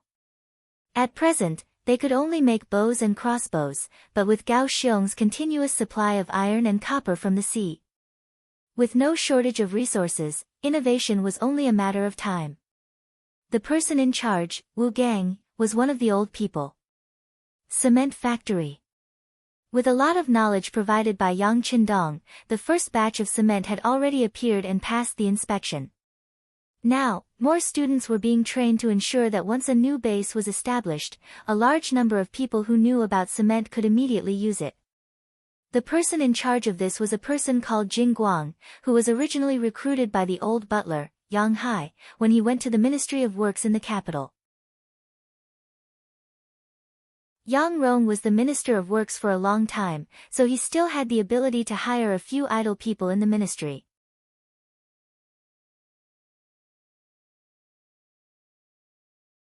Chapter 28. Furniture Factory. Its main purpose was to build some furniture and the layout of the soldier training factory. Things like sofas, worktables, and even the construction of carriages were all within its scope. Right now, there was no rubber or suitable materials to make tires. Otherwise, Yang Qindong would have wanted to make some new carriages. To be honest, every time he came to the Black Dock, it was bad luck. The bumpiness was really unbearable. For this reason, Yang Qindong even had the idea of taking out a military vehicle from the warehouse. However, he felt that it was still too shocking and had to suppress this idea. However, he had already decided that this time, when he came to the Black Dock, he would arrange for Gao Xiong to send people to the west to search for rubber trees, especially in the American region. Then, he would bring back the whole tree. One day, he would be the first person to make soft tires. The furniture factory was more complicated. The person in charge was also the old craftsman, Li Xuanfu. This person was very meticulous and made Yang Qindong feel more at ease. Power plant. Just by hearing the name, one would know its purpose. However, at that time, no one could understand. Even the person in charge, Wan Qi, was very puzzled. Wan Qi was a craftsman from the Ministry of Works. It was said that he was very smart. When he was very young, he knew how to make many novel and strange things. However, because he was born as a craftsman, his life was naturally not rich. He found a wife, Zhou Hua, who was very good at giving birth. She actually gave birth to 7 children in a few years, living up to his name. With more mouths to feed, Wan Qi naturally could not take care of everything. It was at this time that Yang Hai went to the Ministry of Works and found out about Wan Qi's situation. He remembered that the 6th young master had once said that as long as someone was capable, he would not lack money and food. As such, he brought him over. In order to have enough to eat, Wan Qi brought his wife and children from the capital to Fujian. However, before they reached Jianing, they were picked up by people from Lingfeng. When they arrived, not only did Wan Qi become a research worker, but his wife, Zhou Hua, also showed enough ability. She was very skillful with her hands. The clothes she made were good, fast, and neat. However, this was not the main point. Wan Qi obtained a book on the principles of sewing machine manufacturing written by the 6th young master. It was written on a method to use machine to sew clothes. The main components of the machine base, the needle, the shuttle, and the oil bottle could be made one by one. One could imagine that if it was successful, it would greatly increase the speed of making clothes. It was definitely a great undertaking. When Zhou Hua heard the news, she urged her husband to build such a machine every day. As a skilled embroidery worker, she was too aware of their fate. Many people's eyes were damaged when they were young, so they were useless when they were old. When they arrived at the illegal docks, their meals and drinks were naturally arranged. Wan Qi was very happy to be able to enter a special research area. Especially when he heard that the sewing machine manufacturing principles were written by the 6th young master himself, he admired it even more.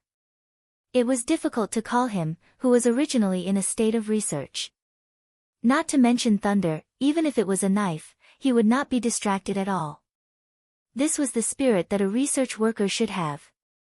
But this time, when he heard someone outside shouting that the young Master Qi was here, he put down all the work in his hands and ran out. Like Wan Qi, all the people at the illegal docks were also like him. Some of them came first, and some came later. But no matter what, they did not have to worry about food and drink now. All of this was brought to them by the sixth young master. They knew how to be grateful. Spontaneously coming out to greet him was a show of their attitude. When Wan Qi came out of his research room, he saw that Yang Qindong was already surrounded by a group of people. Many of these people had never seen the sixth young master before, but they had been hearing legends about this young master ever since they came here. In their imagination, this person must be tall and powerful, and it was even possible that he had 3 heads and 6 arms. When they surrounded him, it was more of a novelty.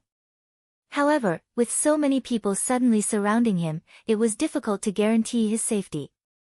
Not only Tiger's Mane, Beta Persei, Yang Si, but even Ling Song and Gao Xiong rushed over with the members of the Cold Front to maintain order.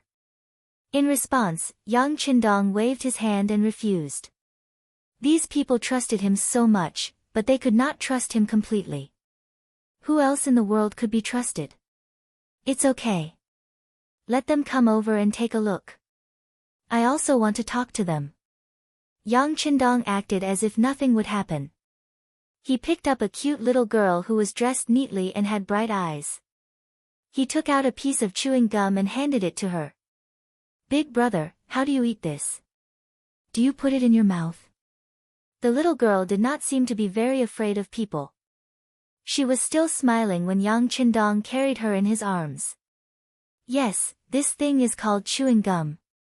It can keep your breath fresh. You have to put it in your mouth, but you can only chew it.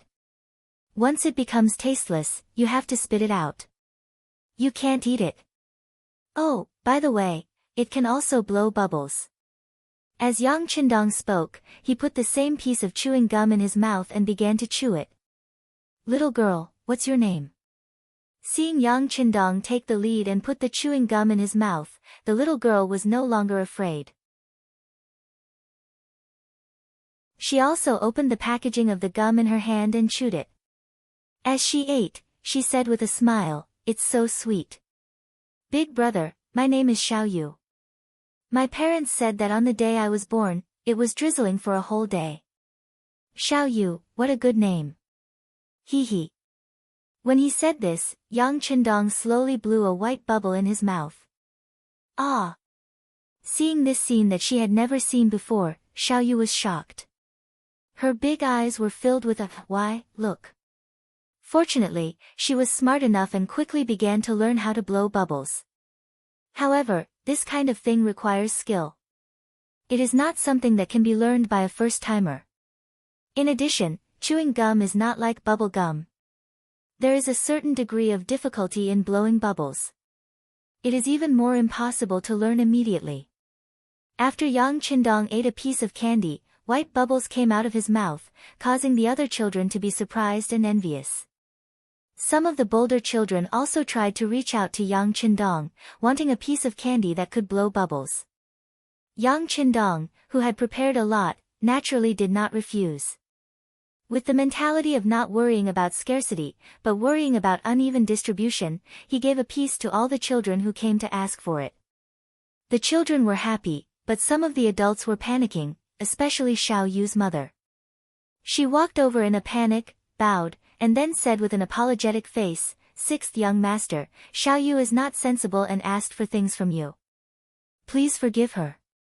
Looking at the somewhat beautiful middle-aged woman who was neatly dressed, Yang Qindong's face was filled with kindness. "You are Xiao Yu's mother." This time, without waiting for the woman to answer, Gao Xiong introduced her first, reporting to young master, "This woman is Xiao Yu's mother. Her name is Zhou Hua, and she is the wife of the person in charge of the power plant, Wan Qi. At the same time, she is very skillful. We were just about to report to you and ask you to approve her as the manager of the garment factory." Wan Qi. I've heard of this person. Yang Qindong nodded. Long before he came, he had read some information about the illegal docks. Wan Qi was a person with ideas, strong skills, and was regarded as the smartest person. Naturally, his name had long been in his mind. Zhou Hua was originally a little helpless, afraid that her little daughter would do something wrong and offend the sixth young master. Now that she heard that he already knew her husband's name, she immediately felt honored and her expression became much better. Okay, I'll leave the child to you. Tell your husband that I want to have a good chat with him later. Yang Qindong said politely, and at the same time, he handed Xiao Yu, who was leaning on his arms, back to Zhou Hua. He had always valued talents. If possible, he did not mind telling Wan Qi what he knew, hoping that he could really create electricity. In that case, countless people would benefit from it, and it would also greatly promote the development of science. Zhou Hua had always been a carefree person. Even in the face of strangers, she would not feel afraid. However, she did not know why, but when facing the amiable Yang Qindong, she sweated all over. That was a manifestation of nervousness. Perhaps this was a kind of attitude and respect towards people who were important. The children received the chewing gum and ran away with smiles. Some adults also saw Yang Qindong's true appearance and left with satisfaction. With fewer people around, Yang Qindong walked towards the military camp in the distance, accompanied by Ling Song and Gao Xiong. According to Yang Qindong's idea, the military camp was built very neatly. It was a straight line, giving off a very orderly feeling. Yang Qindong watched the training of the Ling Feng soldiers here. Over the past half a year, the older Ling Feng soldiers had already taken in disciples. Mixing the old and the new was indeed an effective way to increase their combat strength. In addition, after Gao Xiong obtained the new cannons, every time he went out to sea, he would come back victorious. Not only did he bring back unlimited wealth, he also brought back a lot of strong laborers. Among them, there were some good seedlings. After a strict selection process, they became auxiliary soldiers. The so-called auxiliary soldiers were a battle sequence given by Yang Qindong. He also called these people the reserve soldiers. It referred to those soldiers who were undergoing training but had not passed the various tests. In the future, once an auxiliary soldier passed the test and reached the standard, he would immediately become a new Ling Feng soldier. The direct benefit was that his monthly salary would increase. The 1 silver tael per month when he was an auxiliary soldier would become 2 silver taels. Of course, this was not the most important thing. After becoming a Ling Feng soldier, it meant that he was a qualified soldier and would be given a 81 rifle. That was the symbol of glory. For the sake of safety, they usually did not carry bullets in their guns. They would only carry bullets when they were shooting targets or when they needed to go out on missions. However, this still made some people wild with joy. Every new member of Cold Front carried a gun and walked around the dark dock. It was not only to show off, but also to show off.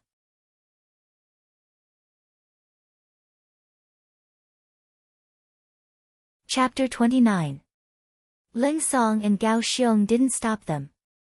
In their eyes, this was an honorable display of status and also a way to increase their sense of responsibility. These people's showing off could indeed boost the morale of the training and ensure that more qualified men would sign up for the army. However, Ling Feng's assessment was too strict. After half a year, the number of auxiliary soldiers had already reached more than 1,000, but only about 100 of them were qualified to carry guns. Yang Qindong stood there in high spirits as he listened to Ling Song and Gao Xiong's report. Especially Ling Song, because most of the candidates were plundered from the sea. He wanted to develop the army, but every time he wanted a good seedling, he had to argue with Gao Xiong many times before he could get his wish. As a result, the army only had a platoon of 30 people. This was far from enough to meet his requirements, and he couldn't lead these people to achieve any glorious results. Yang Qindong lightly shook his head at Ling Song's anxiousness. You can't eat a fat man in one bite. These people were born poor. They didn't even have enough to eat before, so their physical strength couldn't keep up. If they wanted to reach the standard during training, it would naturally take a lot of effort. It doesn't matter if they don't have to, now that they can eat their fill, their physical fitness will definitely improve slowly. When the time comes, More and more people will pass the assessment, and both the Navy and Army will have the opportunity to grow stronger. Haste makes waste. It was unrealistic to expect a person who hadn't eaten their fill for more than a decade to completely recover their body in a short period of time. Yang Qindong had just finished speaking when one of the instructors, He Yang, agreed. Yes, young master is right. These soldiers' physical fitness is really too weak, and it will take some time for them to recover their bodies. We will pay more attention to the distribution of food in the future, so that they can recover as soon as possible and pass the assessment.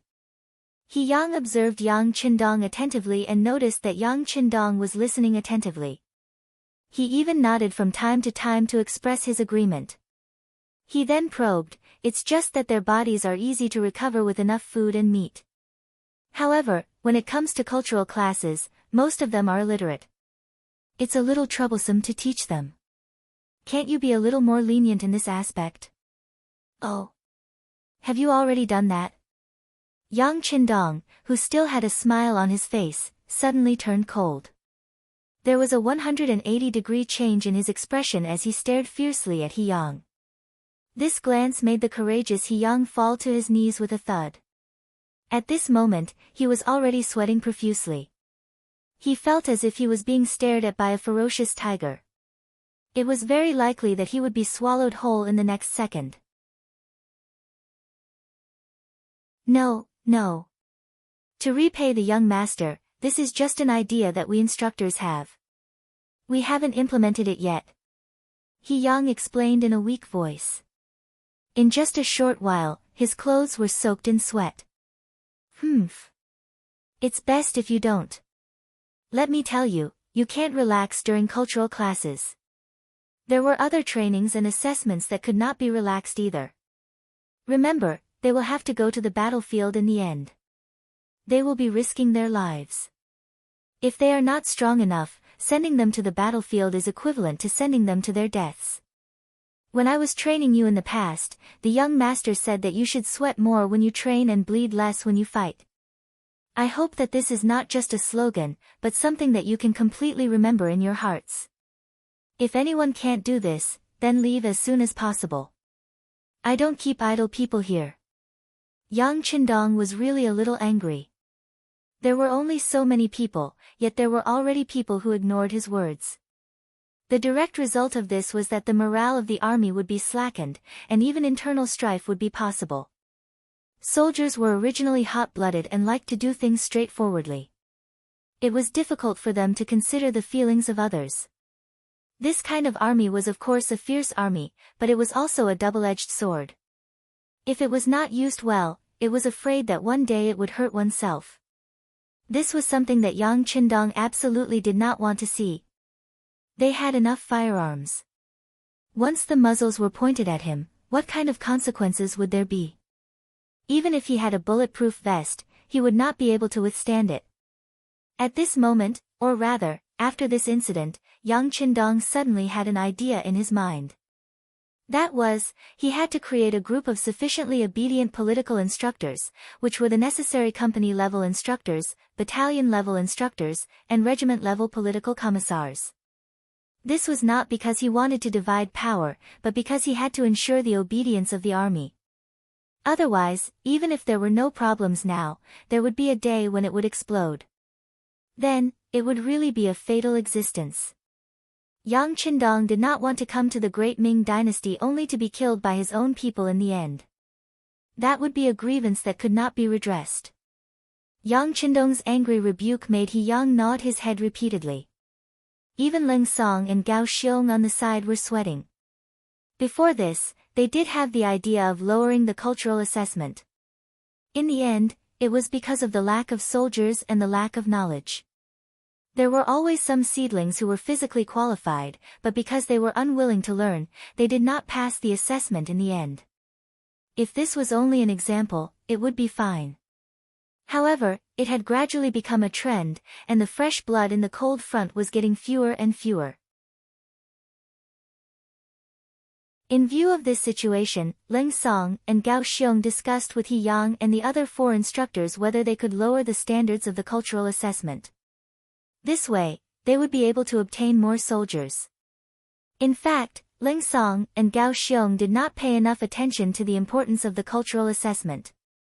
They even thought that during war, as long as one had enough military training and had such advanced weapons, one would definitely be able to win the battle. It was enough to know how to read. What was the use of learning so deeply? It was precisely because of this understanding that He Yang and the other 4 instructors had changed their minds. Just now, they were just testing the waters. They never thought that it would cause the 6th young master to be so angry. This was something they did not expect. He even said that this was not a place for idlers. After seeing the advanced weapons, especially the various skills taught by Yang Qindong, everyone deeply understood how powerful this place was. It was not an exaggeration to say that if the 6th young master had any disloyalty, it would greatly shake the ruling regime of the Ming dynasty. This was a new and powerful force. As the earliest participants, one could imagine what kind of glory it would create in the future. If anyone were to leave now, that person would be a real fool. Therefore, with just one sentence, everyone tactfully shut their mouths. Perhaps they had their own selfish motives, but no matter what, they would not leave. Forget it. Yang Qindong saw everyone's reaction. He really wanted to say more. For example, if they had knowledge, they would be able to use their knowledge to be useful to the country and society in the future. Even if one day they were old or injured and had to leave the ranks of the military, they would have the ability to survive wherever they went. However, he also knew that it was a little too early to say these things to these people. Rather than trying to reason with them here, it was better to let them understand on their own. It did not matter if they did not understand. In the future, there would be more political instructors here. The ideological work would be left to them. As for these people, it would be best if they could adapt. If they could not, then they could only be eliminated. This was also the unchanging law of the jungle under the advancement of society. Fortunately, they were all cultured people. Even if they did not have the job in front of them, they could still do many other things. They would not face the predicament of having nothing to do. Take me to see the arsenal. Yang Qindong did not have the interest to continue talking with He Yang and the others. He turned around and left. Ling Song and Gao Xiong quickly led him. Tiger's mane originally did not leave Yang Qindong's side, but at this moment, he stopped and glared fiercely at He Yang and the 5 instructors. These people used to be the young master's subordinates, and they graduated with excellent results. But now, they actually dared to disobey the young master's orders. Just based on this, he could take out his gun and execute them on the spot. However, Tiger's mane did not do so in the end. He had heard the young master say more than once that people would make mistakes, so they should be given a chance to correct themselves. He did not know whether the young master's kindness was good or bad, so he could not deal with this matter in private. However, he could not avoid using his eyes to warn them. He only coldly stared at them. When he saw the 5 of them lower their heads, he turned around and left. From beginning to end, he did not say a word. However, the more he was like this, the more pressure the 5 of them felt. At this moment, they finally faced the seriousness of the problem. They also understood that once the young master gave up on them, they would completely lose the life in front of them. It would be a feeling worse than death. Make it up immediately. He Yang was quite decisive in his actions. One of the instructors, Song Desheng, immediately supported him and said, "That's right. We will immediately reiterate our request. Those who do not pass the cultural test will definitely not become a real cold vanguard, no matter how good their performance is or how outstanding their training results are." The 5 instructors quickly reached an agreement. After that, this order was announced while Yang Qindong was still inspecting the munitions factory. After receiving the news, Tiger's mane walked to Yang Qindong's side and reported softly, "Young master, He Yang and the others have reiterated the importance of cultural studies. They are announcing it in the barracks right now." He only nodded. Yang Qindong could tolerate people making mistakes, and he would also give them a chance to correct their mistakes. However, this matter had already sounded the alarm for him. When he returned, he would have to consider grooming political instructors. This was already urgent.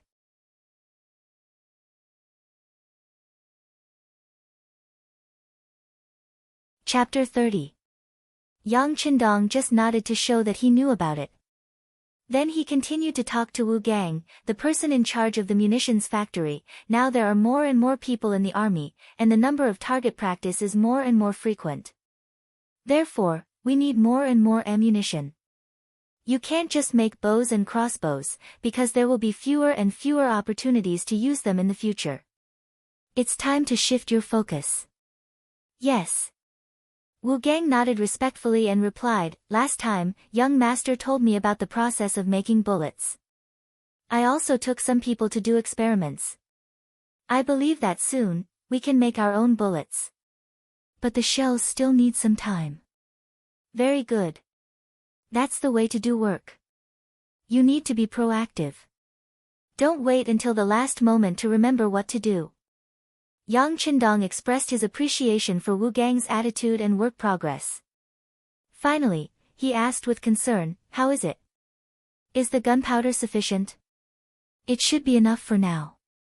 Captain Gao Xiong met a fleet of gunpowder at sea last time, and they sent it to me. But the quality of the gunpowder is not very good, so it needs to be purified.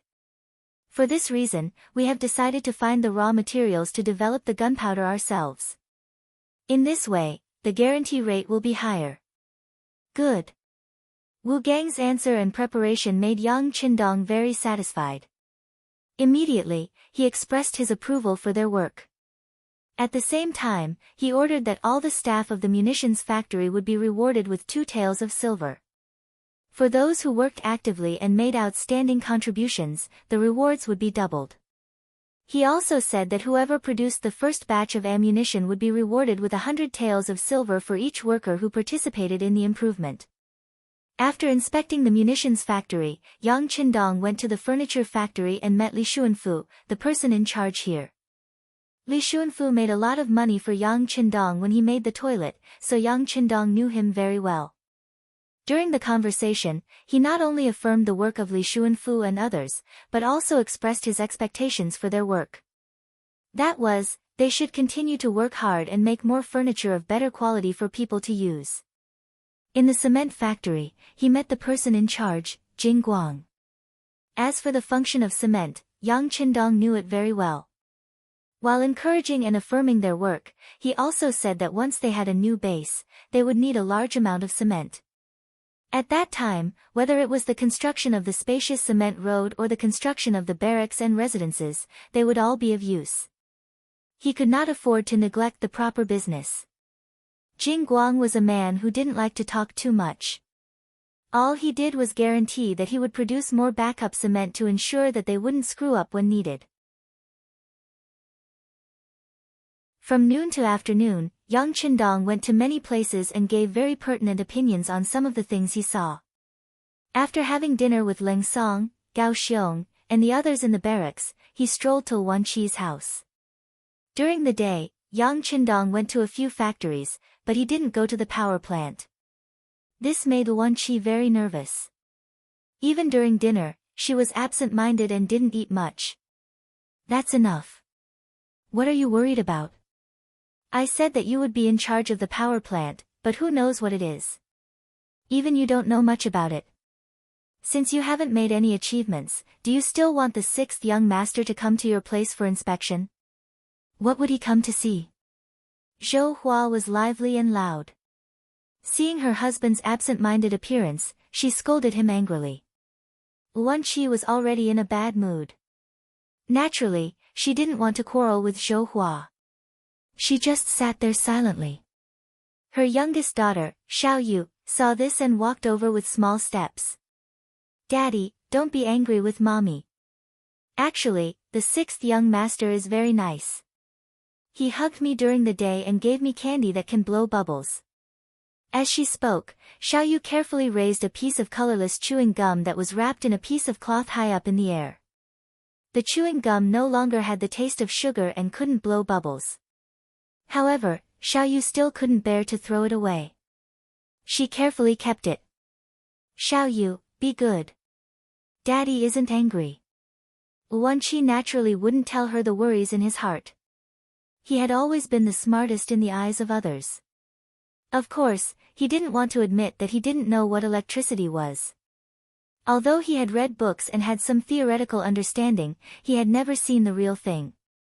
He still couldn't imagine what electricity was. Why did it say that it could emit light and heat? It didn't seem to make sense at all. Wouldn't it have the same effect as the sun? It was too unbelievable. It was too difficult for him to do something that even he couldn't understand. Wenqi had his own thoughts. Xiao Yu couldn't tell at all. She just stared at the colorless chewing gum in her hand in a daze. Only one piece was too little. She wanted to have a lot. Then, she could also blow bubbles like the sixth young master. Then, in front of her friends, she would be so glorious. Ah! Sixth young master, you. Why are you here? Zhou Hua's anxious voice suddenly sounded from outside the door. There was even a hint of fear in her voice. What? You have some kind of monster here that eats people. Can't I come? Yang Qindong's kind voice sounded. Then, the door curtain was pulled open. The sixth young master, who was dressed in camouflage, strode in. The sky was already dark. There was only a kerosene lamp in the room, so it was still a little dim. When Yang Qindong stepped in, Wenqi didn't recognize him at all. However, Xiao Yu, who was in his arms, had good eyes. She recognized Yang Qindong at a glance. Suddenly, she jumped out of her father's arms happily and jogged to greet him. Yang Qindong was very cooperative as he bent down to take Xiao Yu over and carried her up in his arms. Xiao Yu seemed to be naturally close to Yang Qindong. She wasn't afraid at all. Instead, she wrapped her arms around his neck and giggled. Big brother, do you still have chewing gum? Xiao Yu is useless. I blew it for the whole afternoon but didn't blow a single bubble. You said before that I can't keep it in my mouth if it doesn't have any fragrance. I had no choice but to spit it out. As she spoke, Xiao Yu felt wronged. In the end, she was about to cry.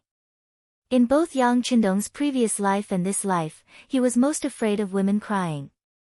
Although Xiao Yu was not yet 10 years old, once she cried, it didn't matter her age. Okay, Xiao Yu, don't cry. Big brother still has some chewing gum. I'll give it to you, okay? After speaking, Yang Qindong took out a whole box of chewing gum from the pocket of his camouflage uniform like magic. There were a total of 100 pieces inside. This was what he wanted to give to Xiao Yu. Suddenly, there was so much chewing gum in her hand. At that moment, Xiao Yu's face was like the sky after the rain. She didn't look like she was going to cry. Instead, she looked happy. Then, she couldn't help but kiss Yang Qindong's face. Then, she giggled and said, Big brother is so nice. Xiao Yu likes you. Ha, I like Xiao Yu too. Yang Qindong laughed happily in a good mood. His mental age was already over 40. A girl who was less than 10 years old was indeed a child in his eyes. However, he forgot that he was only 16 years old. At that moment, Zhou Hua was standing behind Yang Qindong. When she saw that her daughter and the sixth young master hit it off so well and that the two of them even said that they liked each other, she couldn't help but be overjoyed. When she saw that her husband, Wenqi, was still stunned and couldn't recognize Yang Qindong's identity, she couldn't help but walk forward angrily and kick him lightly. Idiot, hurry up and recognize him. This is the sixth young master. Ah! When he heard that the person who came was the sixth young master, Wenqi was also stunned. During the day, he only saw him from afar. In addition, he wasn't wearing a camouflage uniform at that time. The light in the room was dim, so naturally, he couldn't recognize him. Now that he knew his identity, of course, he had a terrified expression on his face. After staying at the illegal docks for a long time, there was no one who hadn't heard of the sixth young master's name. Yuan Qi was also influenced by him and had always been looking forward to it.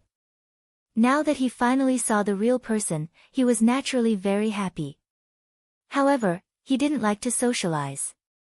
Other than standing there and smiling foolishly, he really didn't know what to do. Yang Qindong was more proactive. He first sent Xiao Yu into Zhou Hua's arms. Then, he looked at the reserved Yuan Qi and said, "What's wrong? Mr. Wan, I'm at your house. Aren't you going to invite me to sit down?" "Oh, sixth young master, please sit down, please sit down." Yuan Qi suddenly realized at this time. He quickly retreated and found a chair for Yang Qindong to sit down. After taking the chair, Yang Qindong first casually looked around the room. Although the area wasn't very big, it was clean. He couldn't help but nod his head in satisfaction. "Sixth young master, my house is really too simple and crude." Yuan Qi noticed Yang Qindong's expression and said with an embarrassed face. "It's pretty good. Although the room isn't big, it's really neat and clean. It's just that the light is a little too dim." Yang Qindong seemed to have inadvertently found a problem. Then, he shouted outside. "Bring the things in." "Yes." The voices of Tiger's Mane and the others sounded outside the door. Then, two things that looked like black planks and another thing that others couldn't name were carried into the room. "Put them on the ground." When Yang Qindong saw that the things were ready, he stood up with a smile on his face. Then, his pair of nimble hands constantly fiddled with the things that were carried into the room, one by one. From beginning to end, it only took 1 or 2 minutes. Finally, he took out a transparent glass ball and placed it on a place in the room with a hook. After checking the wires and confirming that there were no problems with all the wires, Yang Qindong raised his head and looked at the puzzled faces of Yuan Qi, Zhou Hua, Xiao Yu, Tiger's Mane, Beta Persei, and Yang Si. He said, "Are you guys ready? It's time to witness a miracle."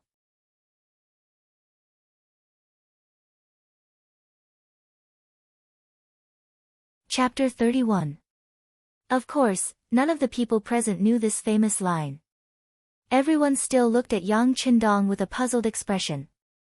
Until now, they still couldn't figure out what the sixth young master was doing. What would these things do if they were brought into the house? Yang Qindong saw everyone's puzzled expression. He knew that the foreplay was in vain, but it didn't matter. He was looking forward to seeing everyone's reaction when the electricity was turned on. However, in order to avoid any accidents, he reminded them in a friendly manner, "No matter what happens later, don't move around. Even if you fall, sit on the spot. Don't touch anyone else. It'll be bad if you get hurt." "What? What does that mean, sixth young master?" Zhou Hua was so curious that she couldn't help but ask. "Just listen to the sixth young master." Seeing that Tiger's Mane and the other two didn't have any doubts, and only his wife was still asking questions, Yuan Qi reminded them. "It's nothing. In short, no matter what happens later, don't panic, and don't move around casually." Yang Qindong knew that no matter how much he said, it wouldn't be as surprising as seeing it with their own eyes. Therefore, after laughing, he connected the last wire to the battery holder. When he did this, Zhou Hua was still puzzled. She couldn't help but ask curiously, "Sixth young master, why are you standing on the spot and not moving around?" "Ah! Ah! Ah!" Before Zhou Hua could finish her sentence, she couldn't help but scream first. Then, it was Xiao Yu, Yuan Qi, and Tiger's Mane and the other two who couldn't help but scream. Outside Yuan Qi's house, there were 10 soldiers sent to protect the sixth young master. Although this was an illegal dock, it was supposed to be safe. However, the sixth young master's safety couldn't be compromised. Therefore, after a discussion between Ling Song and Gao Xiong, they decided to send 10 soldiers, led by Ting Shan. All of a sudden, a series of screams rang out from inside, giving them a fright. However, what made the 10 of them even more puzzled was that they were originally hidden in the dark, but now, their figures were revealed by the bright lights in the room. None of their concealment was effective anymore. "What's going on?" let's go in and take a look. Teng Shan reacted quickly. At first, his eyes lit up as if it was daytime. But after 2 seconds, he reacted and wanted to go into the house to check on the 6th young master's safety. Fortunately, Yang Qindong's voice came from the room. I'm fine. You guys can stay outside. Was there really nothing wrong with the room? Of course, that was impossible. Because at this moment, everyone in the room had their mouths and eyes wide open, as if they had seen a ghost.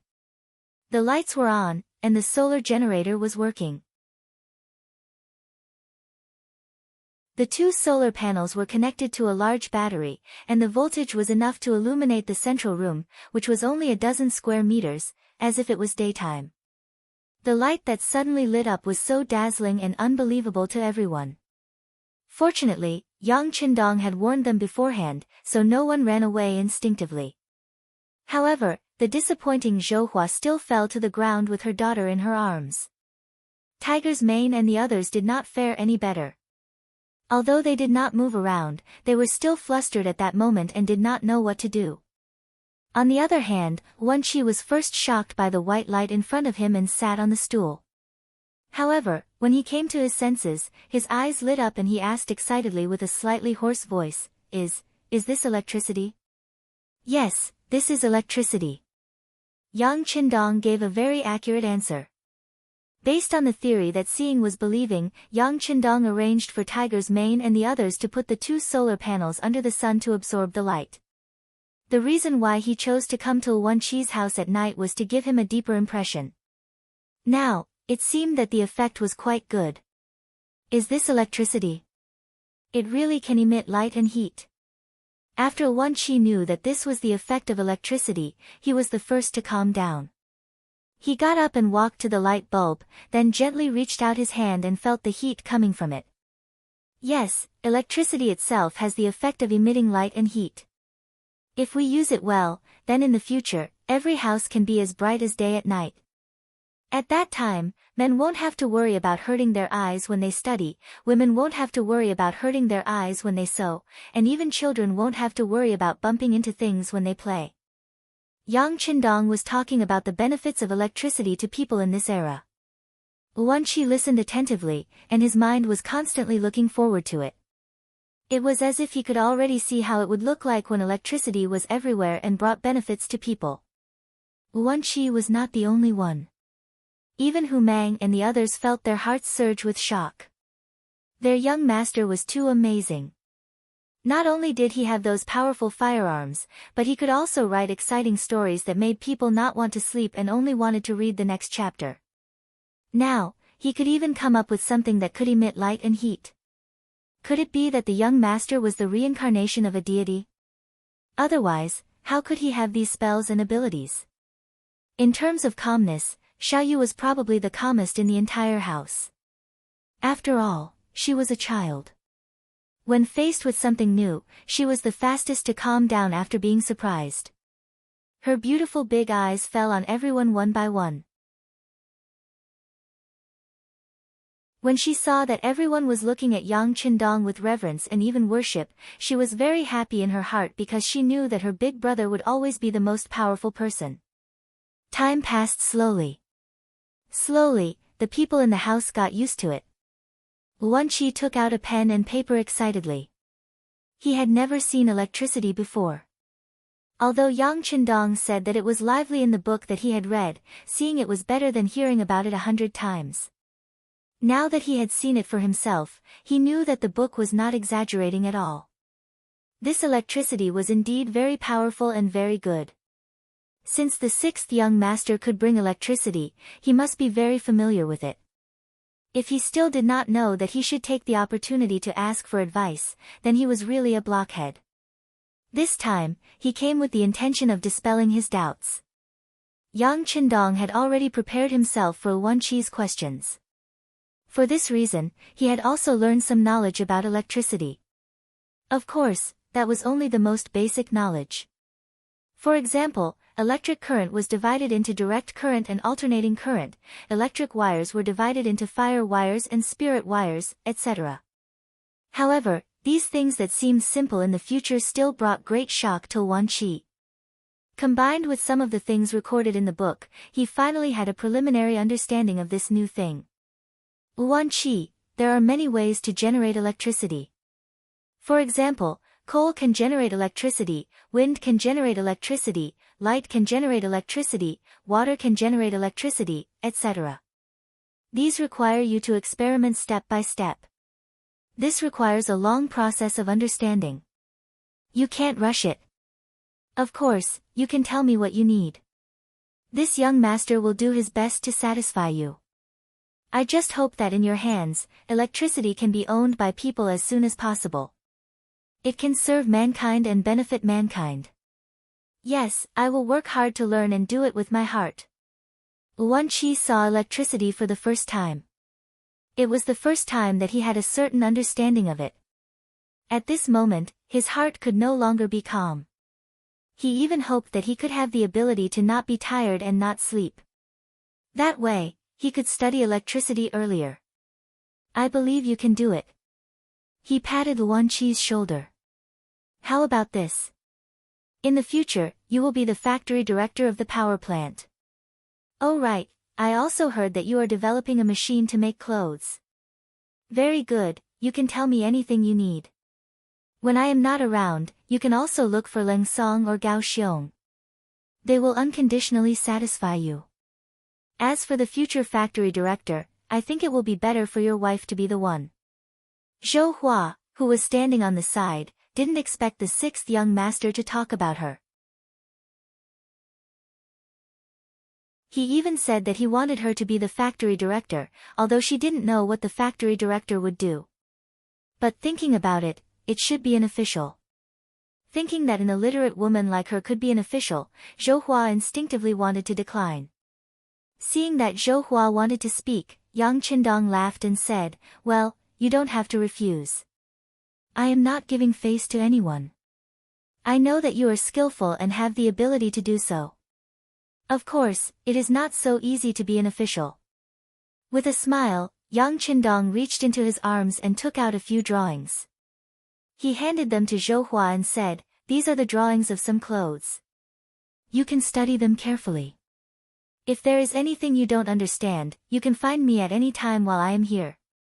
Those were some sample drawings of military uniforms, as well as women's bras, underwear, and cheongsams. Most of the clothes of the Ming dynasty were long gowns and robes, which didn't look capable at all. Most of the clothes of the army were two-person battle jackets, which looked loose and not capable at all.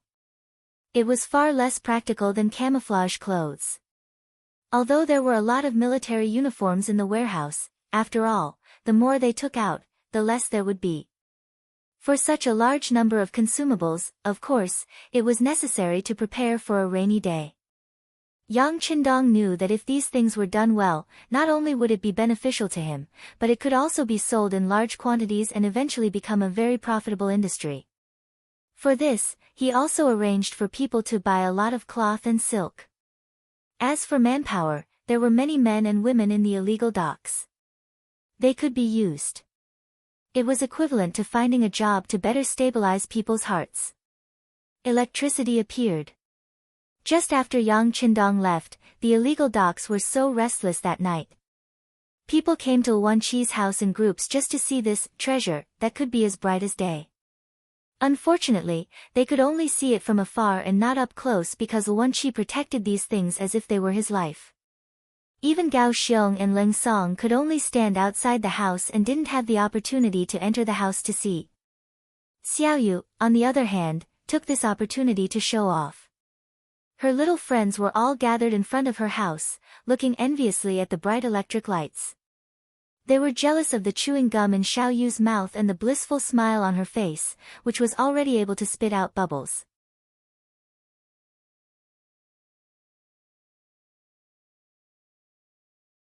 Chapter 32. That night, there were probably not many people who could sleep peacefully in the entire Black Wharf. Yang Qindong was one of them. After he handed over the power-generating equipment to Wan Qi, it was equivalent to him unloading a burden. He also believed that with the other party's persistence and hard work, it was only a matter of time before electricity was created. After sleeping until dawn, Yang Qindong went to the barracks to accompany the soldiers for a 10-kilometer run. After eating a simple meal, he went to find a person called Qing. He was going to appoint him as the head of the paper mill. Paper making not only included the technique of making paper, but also toilet paper, diapers, sanitary napkins, and napkins. In this era, the things people used to relieve themselves were known as the 5-flower white door. Those who had no money would simply use a wooden stick. Only those who had enough money would use some coarse paper. Only those who were extremely rich would use soft cloth. If there was toilet paper, it would replace everything. This was a good thing that could promote the development of society and make a lot of money. How could Yang Qindong forget about it? Not to mention the uses of diapers, sanitary napkins, and napkins. It was definitely a good thing that one would not give up after using it once. Qing was a person who had done some research on paper making. Later on, he offended his superior and was kicked out of the capital. When Yang Qindong found out about this, he asked Yang San to personally find him. Needless to say, the deputy director of the security bureau was quite competent. Qing was successfully found and sent to the Black Wharf. People who had the basic knowledge could do things with twice the result with half the effort. This was also thanks to De Tsung's omnipotence and omnipotence. There was a comprehensive record of the progress of the papermaking technique in the book. Now that he had made some changes, he handed it over to Qing. With the cooperation of the garment factory's director, Zhou Hua, he believed that it wouldn't take long for him to receive a generous return. The construction of the weapon factory, furniture factory, garment factory, power plant, cement factory, and paper factory immediately promoted the development of society and technology. At the same time, it was also considered a business activity for the sake of making money in the future.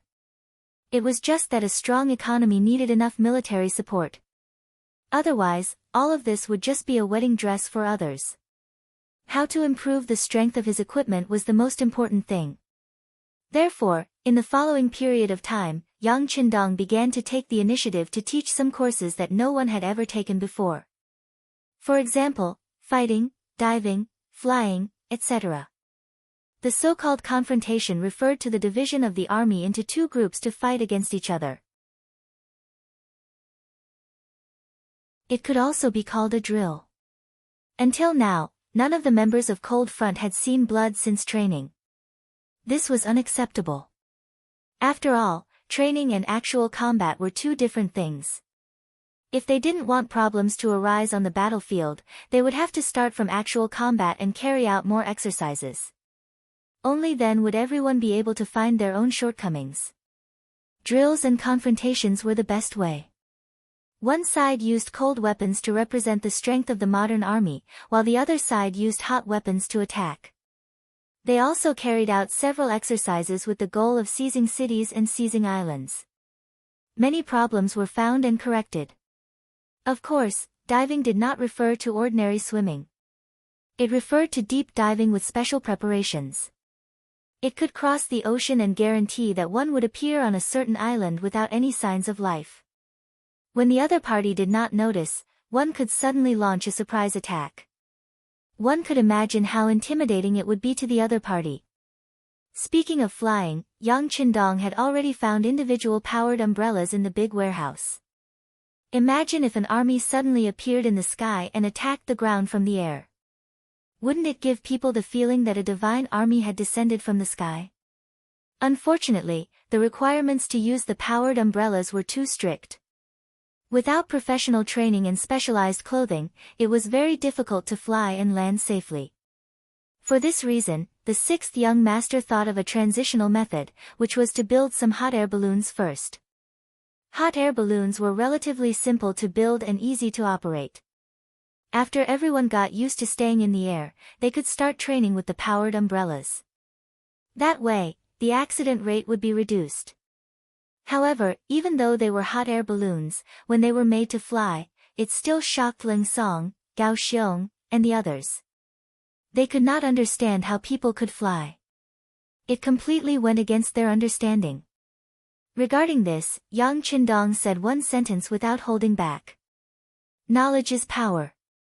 Just this one sentence set off a wave of learning in the barracks. After the last incident, no one dared to say that Wenhua class was not important anymore. They were afraid that if they were too anxious, they would be kicked out. When Yang Qindong was there, whether it was the soldiers in the barracks or some of the residents who moved in from the Black Dock, they were all excited and happy. However, all good things must come to an end. Seeing that the new year was about to come, the sixth young master had to leave in the first month of the 11th year of the Orthodox dynasty. Originally, the duration of the camp this time had exceeded their previous expectations. Previously, they planned to stay for about 5 days before leaving.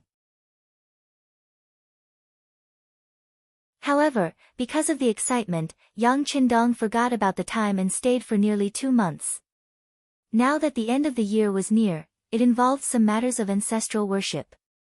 The sixth young master, who was the only one left in the Yang family mansion, had to rush back. However, before Yang Qindong was about to leave, he started to recruit people. He recruited children between the ages of 13 and 16, and stated that as long as they were willing to learn, there were no gender restrictions. After 2 months of contact, everyone knew the sixth young master's ability and power. Naturally, there were many people who signed up. Almost all the men and women of the right age in the Black Dock signed up. There were more than 300 people. Yang Qindong was going to personally teach these people and let them enter the army as political teachers. Sometimes, a military's political work was even more important than its military ability. After all, the more a disobedient army could fight, the more worrying it would be. Yang Qindong still remembered clearly how Yang and the others had advised him not to focus on cultural studies. He didn't want the same mistake to happen again. The reason he recruited these children was to prepare for a rainy day so that there wouldn't be any problems in the army. What Yang Qindong did not expect was that the enthusiasm for signing up was so high. Originally, he planned to only take in about 30 people. After all, the army was still too weak and did not need so many political teachers. Moreover, if there were too many people, he would not be able to take care of them. However, in the face of such a heated scene, he still decided to expand the recruitment. However, he only limited the number of people to 50. If there were more, he could not guarantee the quality. As such, when Yang Qindong said that he would only take in 50 people, fierce competition immediately began, and some people started to find ways to get in through the back door. Among them, what Yang Qindong did not expect was that the first person to find a way to get in through the back door was Zhou Hua. She brought her third son, Xiao Chen, and her youngest daughter, Xiao Yu. As soon as Zhou Hua entered Yang Qindong's office in the barracks, her face turned red. Obviously, she also knew that this kind of behavior was somewhat inappropriate. However, for the sake of her children's future, she still came without hesitation. Sixth young master, my Wanqi is shy. He did not want to come here, so I brought Xiao Chen and Xiao Yu. Can you take a look and see if you can accept them? Zhou Hua asked with a face full of expectation. Yang Qindong had already heard about Wanqi's family situation from Tiger's Mane. There were a total of 7 children. The eldest and second children were already of age and had signed up for the army. The fourth and fifth children were girls. Although the sixth child was a man, he had been in poor health since he was young. Therefore, only the third child, Xiao Chen, was left. He had just turned 15 years old, and Xiao Yu would be 10 years old after the new year. Most importantly, she admired Yang Qindong very much. This was why Zhou Hua brought her to try out this time. In fact, she did not have much hope. As long as her third son was selected, it was a good thing. He really wanted to reject this method of getting in through the back door. He wanted to create a fair competition system. However, Yang Qindong also knew that the selection of political teachers was different from other things. These people's backgrounds were very important. This was because if something went wrong with them, it would be a real problem. Wan Qi was already the director of the power plant, and Zhou Hua was the director of the garment factory. Both of them were contributing to the development of the illegal dock, or rather, Yang Qindong's power. Naturally, their children would have no problems in the political examination. It was more reassuring to use people like this. Since Zhou Hua had come in person, it was not good to refuse. He could not hurt her feelings. Yang Qindong thought about it for a while and nodded gently. Xiao Chen, can you read? I can read, 6th young master. I can read, and I've also learned the new arithmetic you taught me. I can add and subtract numbers within 2 digits without any problem. Xiao Chen finally had the chance to speak, and he cherished it very much. Okay, then pack up and come back to Jianing with me in 2 days. However, you still have to take the written test. Xiao Chen's physique was considered strong. She was cultured and had a good foundation. Yang Qindong nodded and accepted her. As soon as she heard Yang Qindong agree, Zhou Hua was overjoyed and said excitedly, "Quick, thank the 6th young master." Xiao Chen was also quick-witted. He immediately knelt on the ground with a plop and kowtowed to settle the matter. However, what was a little ridiculous was that they were only 2 years apart in age. However, no matter how one looked at it, Yang Qindong was too outstanding. Zhou Hua was already very satisfied with the matter of her 3rd son and Xiao Chen. She was ready to leave with her son and daughter. However, at this moment, Xiao Yu refused. She used all her strength to not let Zhou Hua take her away. Instead, she stubbornly said to Yang Qindong, "Big brother, Xiao Yu also wants to follow you." "You? You're too young." Yang Qindong shook his head. Xiao Yu would only be 10 years old after the new year. First of all, she was not qualified in terms of age. "I'm not young, and I will grow up. The most important thing is that I listen to Big Brother more than anyone else." Xiao Yu shook her head like a rattledrum. Her eyes began to fill with tears. Xiao Yu's request put Yang Qindong in a difficult position. He had said that he would only accept children between the ages of 13 and 16. Xiao Yu was not qualified in terms of age. If he accepted her, what would others think? What would they think?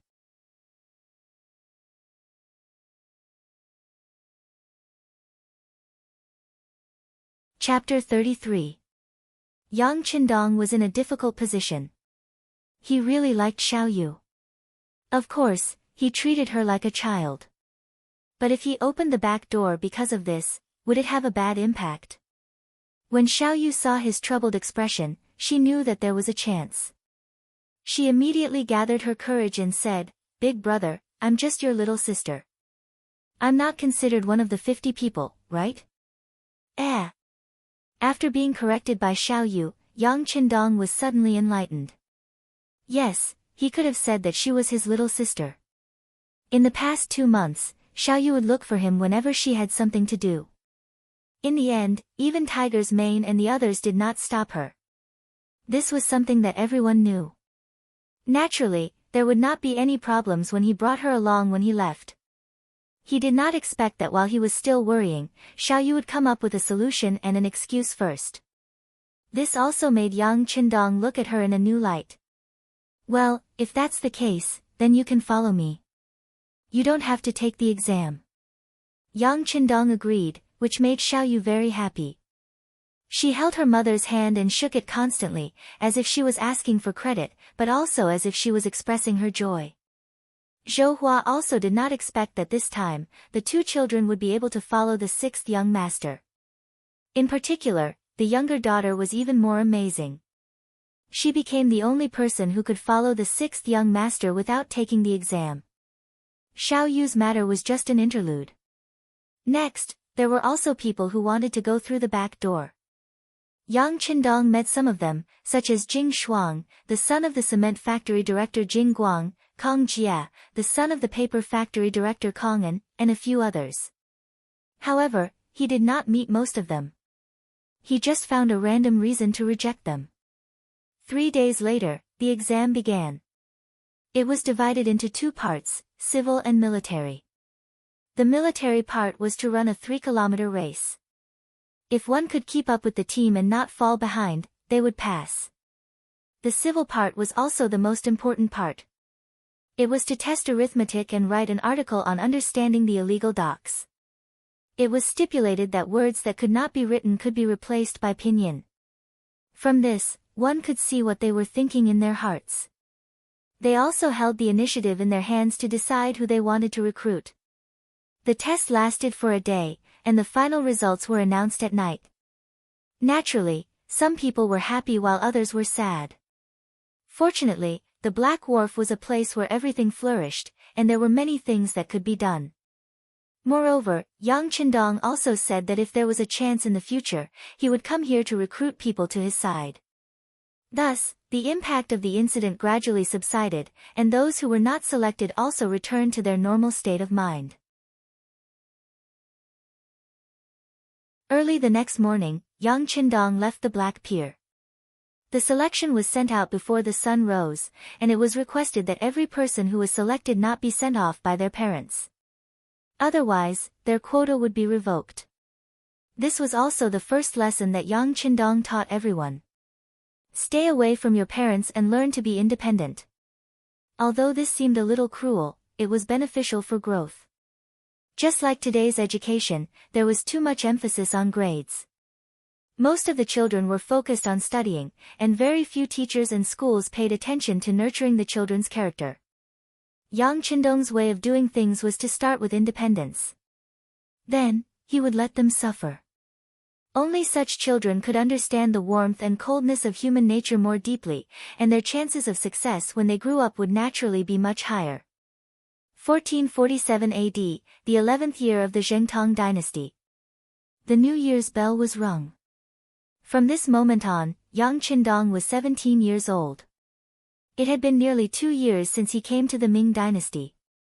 From nothing to something, his power had developed to today. It was likely that other than a limited number of people, no one knew how powerful he was now. The new year was at the Yang family's old house. As usual, the servants of the old house were given silver taels to celebrate the festive year, and then they went to worship the ancestors. After that, Yang Qindong did not return to the old house. Instead, he went to the Yang family village in the name of breathing fresh air and looking for inspiration to write stories. There were 50 people there. No. 51 students were waiting for him to teach. They were going to face a 3-month study, which was mainly cultural classes and supplemented by physical training. The training was in full swing, and the Yang family village also showed a semi-closed management. Although people were allowed to enter and leave, the inspection was particularly strict. During this time, Yang San had already found a few people who were suitable for intelligence and security work.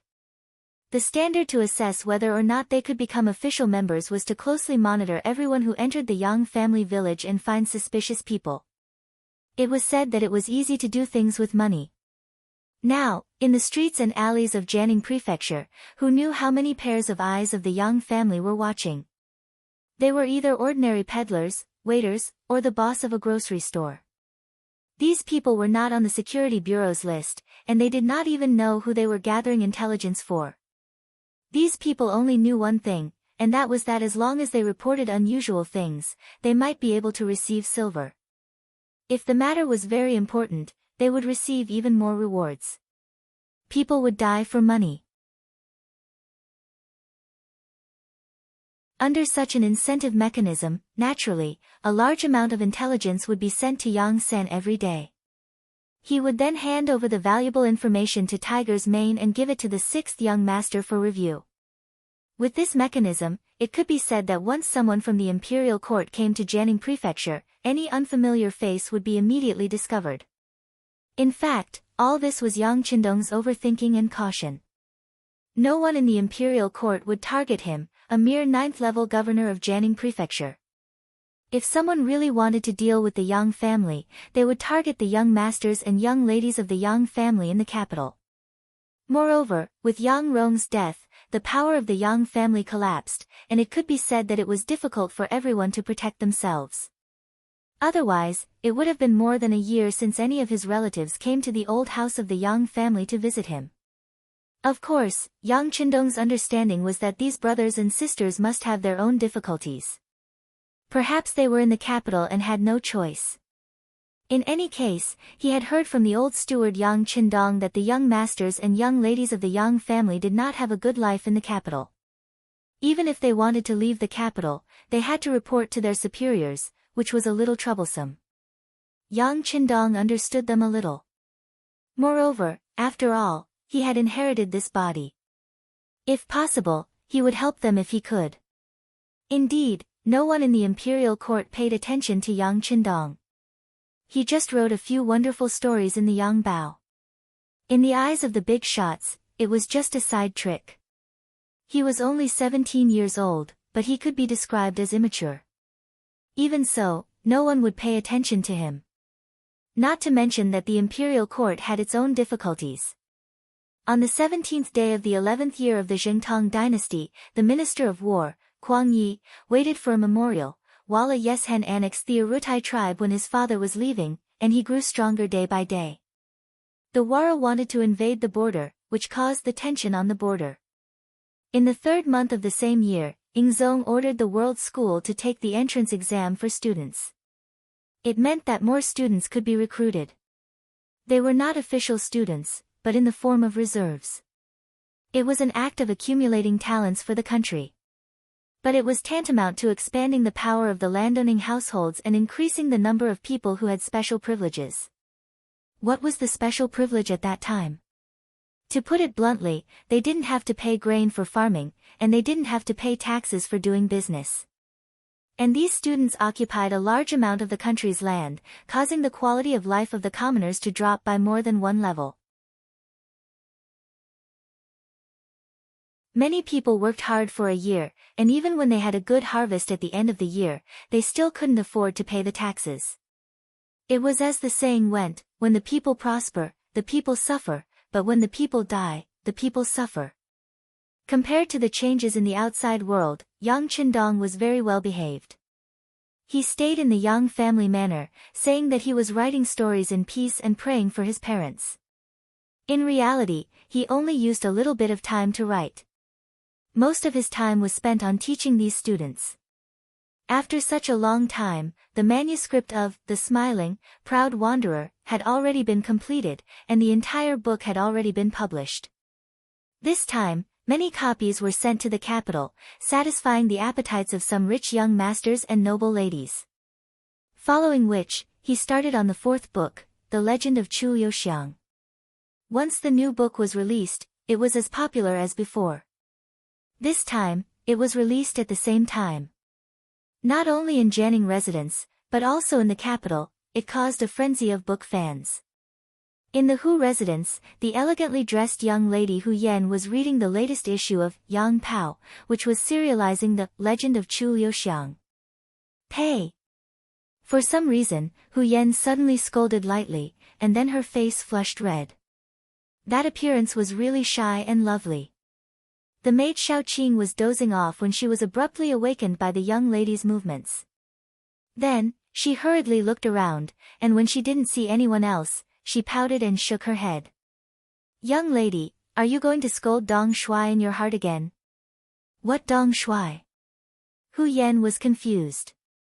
She knew about Xiang Shuai, and it was referring to Chu Liuxiang. But who was this Dong Shuai? What? Young lady doesn't even know about Dong Shuai. That's the name that everyone gave to the sixth young master of the Yang clan, Yang Qindong. In the book, he wrote that Chu Liuxiang had 8 close female friends, and that he liked all of them. Then, isn't this person also an affectionate young master? That's why everyone called him Dong Shuai. Qing brought out the words that she heard from others when she bought the Yang Pao. Hearing such an explanation, Hu Yan's face turned red and she said, "That's right, that Yang clan's 6th young master must be a dissolute young master. People say that one can judge one's actions based on one's observation." Hu Yan looked very angry.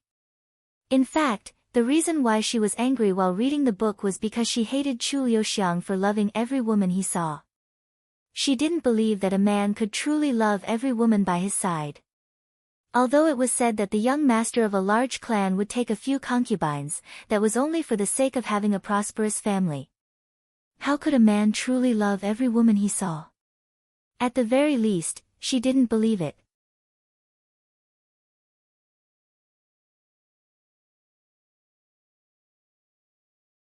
Chapter 34. As a result, she began to question Yang Qindong's character. At the same time, she was conflicted. What kind of man was he? She could write a hero like Guo Jing, a sheik like Li Xuanhuan, a real man like Ling Huchong, and now a sentimental man like Chu Liuxiang. Which one was the real him? The more she couldn't figure it out, the more curious she became. Hu Yan couldn't help but fall into a state of distress. It was said that no one knew a daughter better than her mother.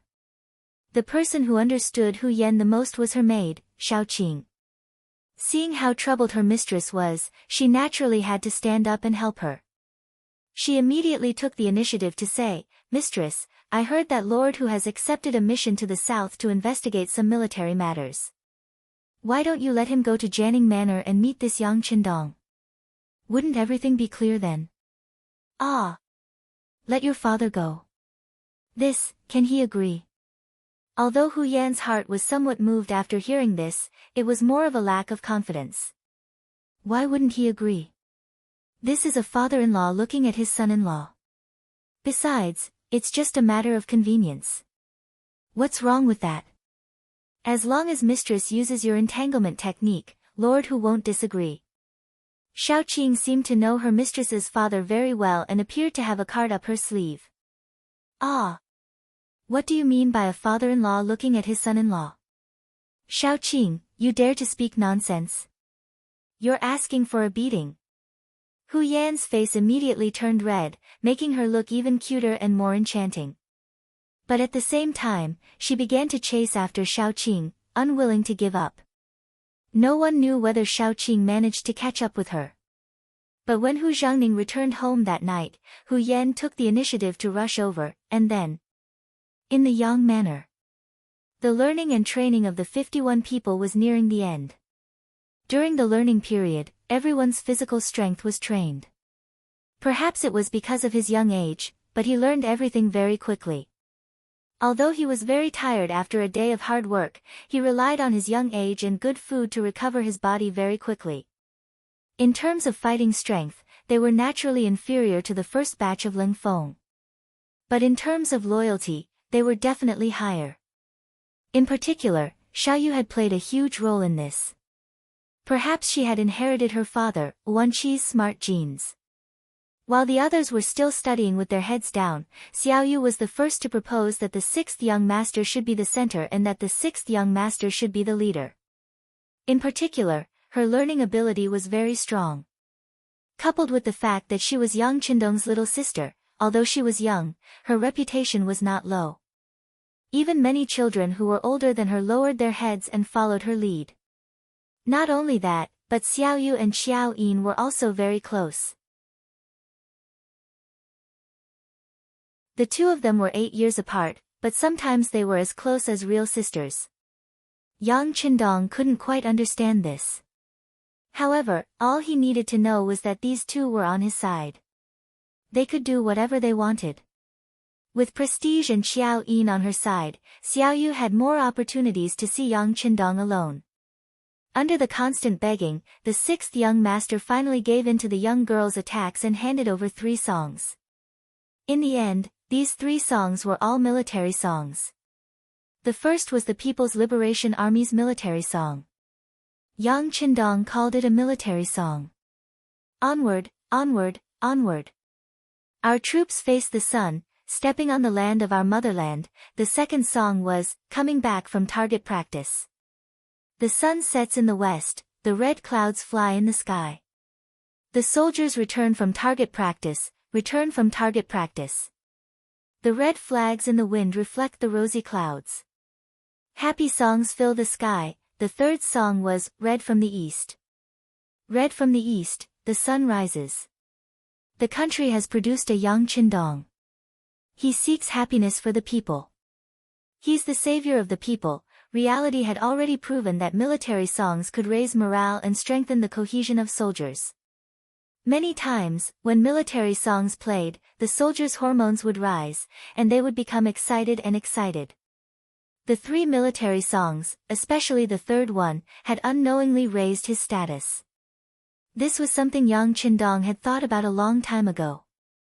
An army needed its own soul to ensure stability, and he was undoubtedly the best candidate. As for whether or not he had the suspicion of being Wang Pe, that was up to each person. Not only did Yang Qindong hand over 3 songs, but he also handed over Little Rain's army song. The effect of the army song was great. Firstly, it could unite the morale and unite the people. A song could tie everyone's hearts together, and they could sing together loudly to show the majestic morale of the team. Secondly, it could inspire people and relieve pressure. Soldiers were already under a lot of pressure. A good song could encourage everyone to persevere together. They would bleed and sweat but not cry. They would not fall behind even if they lost skin and flesh. Thirdly, it could liven up the atmosphere. The military officers were strict, and the atmosphere was dull. The leader of the team sometimes lacked human touch, so he could liven up the atmosphere by singing. Fourthly, it could promote mutual understanding, understand each other, live in harmony, and form a united front. Like Who's the Hero, let's sing and compete. Hee hee, let's compete. 1, 2, 3, 4, 5, we've been waiting so hard. 1, 2, 3, 4, 5, 6, 7, we've been waiting so anxiously. If I ask you to come, you'll come. You're too shy. If I ask you to sing, you won't sing. You're too shy. Hee hee, too shy, etc. Hearing these things, Xiao Yu's eyes widened, and her face was full of disbelief. At this moment, she worshipped the 6th young master even more. She wanted to know more about this big brother. What was in his head? Why did he have so many new and good things? She thought that she was already quite smart, but compared to the 6th young master, she was not even worth a finger. The military song was brought to the 51-people team by Xiao Yu, and it was quickly spread. These children were smart to begin with. After they read and learned how to read, they quickly entered the period of proficiency. Time slowly entered the middle of April. After the 51 political teachers, all of them passed the examination. Among them, 15 were excellent, 20 were good, and 16 passed.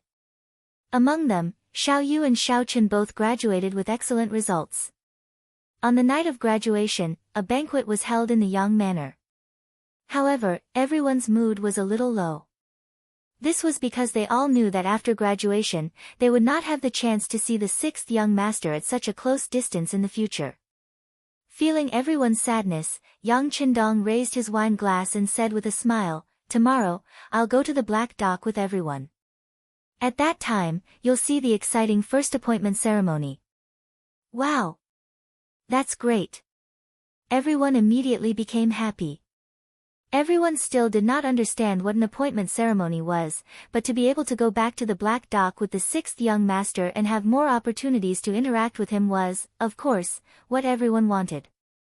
That night, many children got drunk, especially Xiao Yu, who drank a lot. She fell asleep in Yang Qindong's arms with a red face. In this regard, Yang Qindong did not have the slightest intention of blaming them. It was rare that he did not call for an emergency meeting at night. He knew that the 3 months of training were very difficult for these children. Their nerves were especially tense. Now that they had finally graduated, it was time for them to relax. Nothing happened that night. The next morning, everyone thought that they had set foot on the road back to the Black Dock with a new spirit. At the Black Dock, various factories had begun to be built one after another.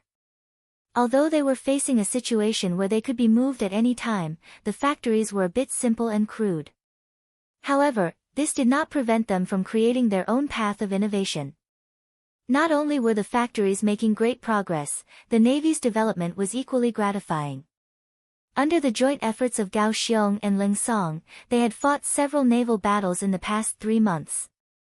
Relying on their advanced weapons, strict military discipline, and excellent military training, they had won one battle after another. The Navy's fleet had also been greatly expanded. It was no longer like before, when they only had 2 or 3 ships. Now, apart from the treasure ship, which was no longer being built in the Ming dynasty, they had 1 second-class horse ship, 4 third-class grain ships, 10 fourth-class ships, and 20 fifth-class warships. When Yang Qindong brought 51 teachers to the Black Dock, the first thing he saw was this scene. Looking at so many warships by the port, the 6th young master's mood was very excited and surging. In 2 years, the Navy finally had a scale.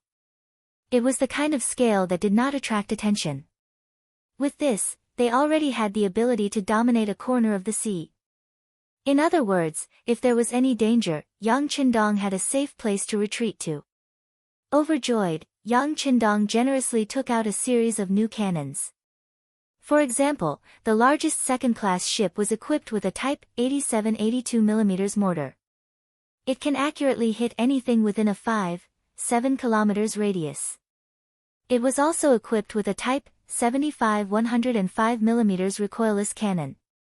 It had a range of 7-4 kilometers. The other third-class grain ships, fourth-class ships, and fifth-class warships were also equipped with various types of cannons. The range was between 1.5 kilometers and 5 kilometers. The accuracy and range of modern cannons was far from what the civilization and technology of that time could compare to. It could be said that with these, in addition to the brave soldiers, there was no naval fleet that could not be defeated. With these, Yang Qindong finally issued his first order. That was to expand outward, preparing to take down Qiqian City, Tainan City, and Ryukyu Island. At the same time, they would dominate this part of the Ryukyu Sea. Any ships that passed through here would either pay a heavy tax and become friends, or be destroyed and sunk. Finally, they were prepared to take down Qiqian City and the entire Ryukyu Island. Gao Xiong, Ling Song, and the others were very excited. Gao Xiong was in charge of the naval battle and the landing on the sea. After that, the land battle of Qiqian City would be led by Ling Song. This was not a drill, nor was it a small skirmish. It was a real conquest of the island. The scouts had already investigated thoroughly. There were 30,000 to 40,000 people living in Choken Castle, and the entire Ryukyu Island had more than 200,000 soldiers and soldiers. If they were to occupy that place, it was easy to imagine how huge the base would become.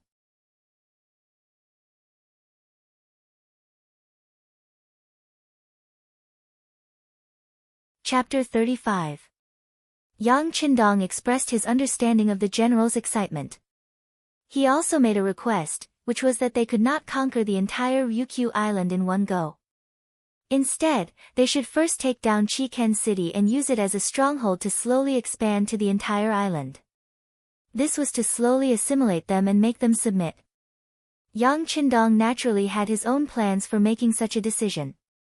In the end, Ryukyu was still a vassal state of the Ming dynasty and belonged to the category of non-conquering states. What Dabai meant was that Ryukyu regarded the Ming dynasty as their leader and would pay tribute every few years.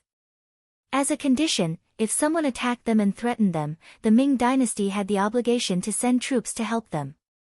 Yang Qindong did not want to become enemies with the powerful Ming dynasty, so he naturally would not do such a thing. More importantly, in order to develop in the future, he needed a large number of people. While he could not steal people from the Ming dynasty, he could only use the natives of Ryukyu Island. Every life here was precious. Unless it was absolutely necessary, he could not casually kill them. After all, a country was based on people. Without a large population, it would be extremely difficult to do anything. Yang Qindong wanted to peacefully take over Ryukyu Island. To this end, he made 3 decisions. First, in order to not spread the news, the attack on Qiqian City would be carried out in the name of pirates.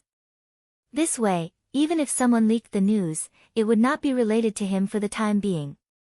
Second, he strengthened his control over this area of the sea. He only allowed people to enter and not leave Ryukyu Island.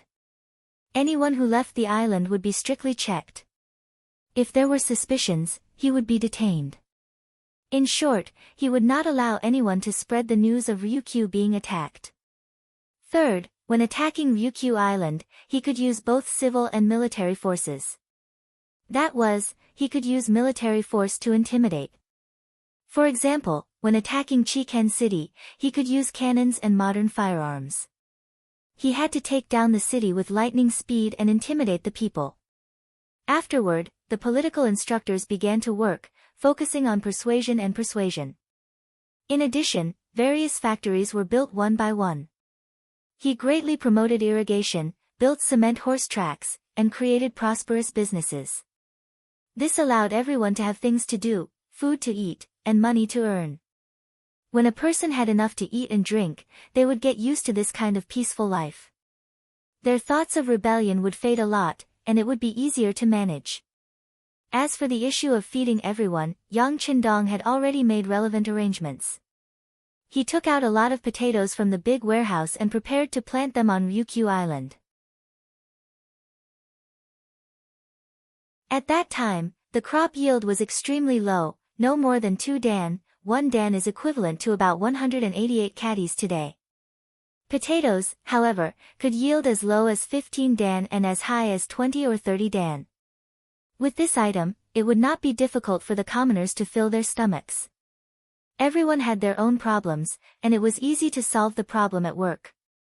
The roads on Ryukyu Island needed to be repaired, and new cement houses needed to be built. All of these required a lot of men. Moreover, he would need a lot of manpower to build a glass factory and a granary in the future. As for women, they could work in garment factories. Those who were cultured could become teachers. They could also learn new songs and join the propaganda team. They could also enter the hospital after learning new songs. It didn't matter if they served the army or the people. As for those who were uncultured and unable to learn, they could become cleaners and maintain the hygiene and cleanliness of the entire island. They could even become the female militia and contribute to the protection of the island. Yang Qindong even had arrangements for the children. They could study in school while joining the children's regiment. They could also be on guard duty or undergo military training. At that time, if someone wanted to inquire about information, they would be caught by the female militia and the children's regiment before the security bureau could get the news. This was planning for a rainy day. While many people were still excited about attacking Qing Castle and occupying Ryukyu Island, Yang Qindong was one step ahead of them and came up with sufficient solutions for the problems that would occur in the future. Of course, the reason why Yang Qindong was so cautious was because there were too many Han people on Ryukyu Island. They were his own compatriots, and he absolutely could not kill them casually. Of course, the more Han people could live, the better. On the other hand, if it was the Japanese Empire, he was afraid that he could only sweep through and kill those who did not comply to prevent future troubles. After formulating all kinds of attacks and solutions, and even arranging the specific people in charge one by one, the conferring ceremony officially began. 1447, 11th year of Xingtong, 28th day of the 4th month. On this day, the wind was gentle and the sun was bright, the sky clear. The beach in front of the Black Dock was crowded with people. All the soldiers and civilians of the Black Dock were present. From the elderly over 60 years old to the babies who were only 1 or 2 months old, they were all mobilized here. The population reached nearly 10,000. This was specially emphasized by Yang Qindong. The conferring ceremony was solemn and formal, so it naturally needed to be watched by all. Right now, there were still very few people under him, so he had to mobilize all of them.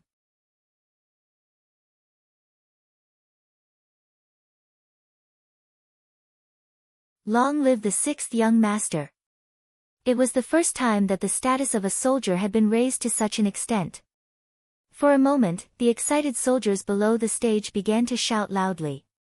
They shouted with all their might to express their feelings of being soldiers who would die for their friends. In the crowd, Xiaoyu was also tearing up when she heard Yang Qindong's words. Seeing that everyone's morale was so high, she was excited. She suddenly had a bright idea and sang loudly, "The east is red, the sun rises. The country has produced a young Qindong, he is the people." As soon as Xiao Yu started singing, her voice immediately became louder.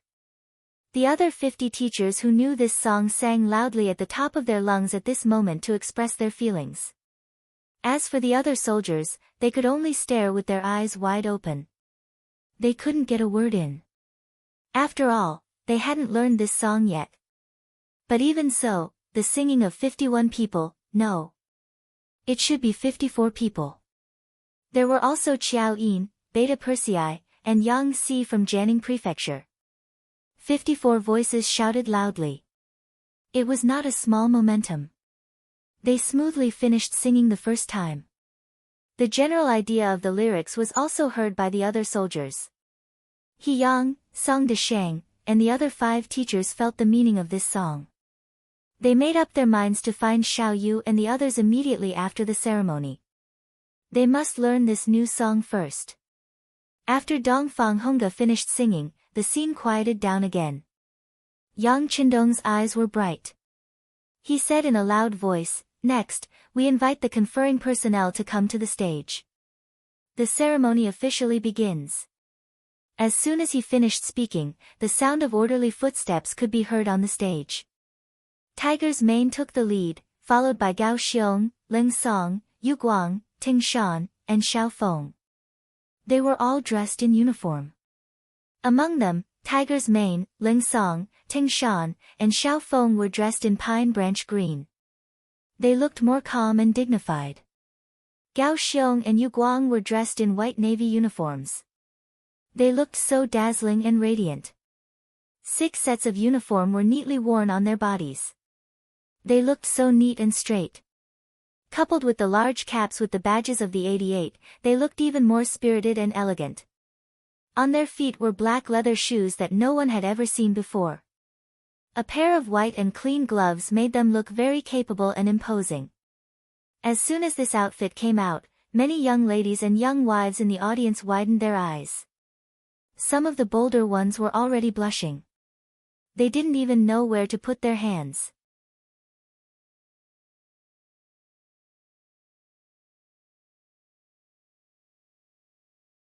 Chapter 36. At this moment, Tiger's Mane and the other 5 were also very excited. Especially Xiao Feng. He was not famous and was only an old member of Ling Feng. However, because of his outstanding performance, especially during the recent naval battle, he cooperated with Yu Guang to take over the largest horse ship.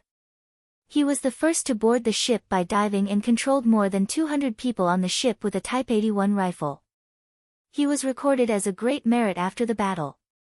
This time, Yang Qindong directly included him in the first batch of 6 officers for the conferment ceremony. Tiger's Mane and the other 5 walked excitedly in front of Yang Qindong, who was wearing the commander's uniform.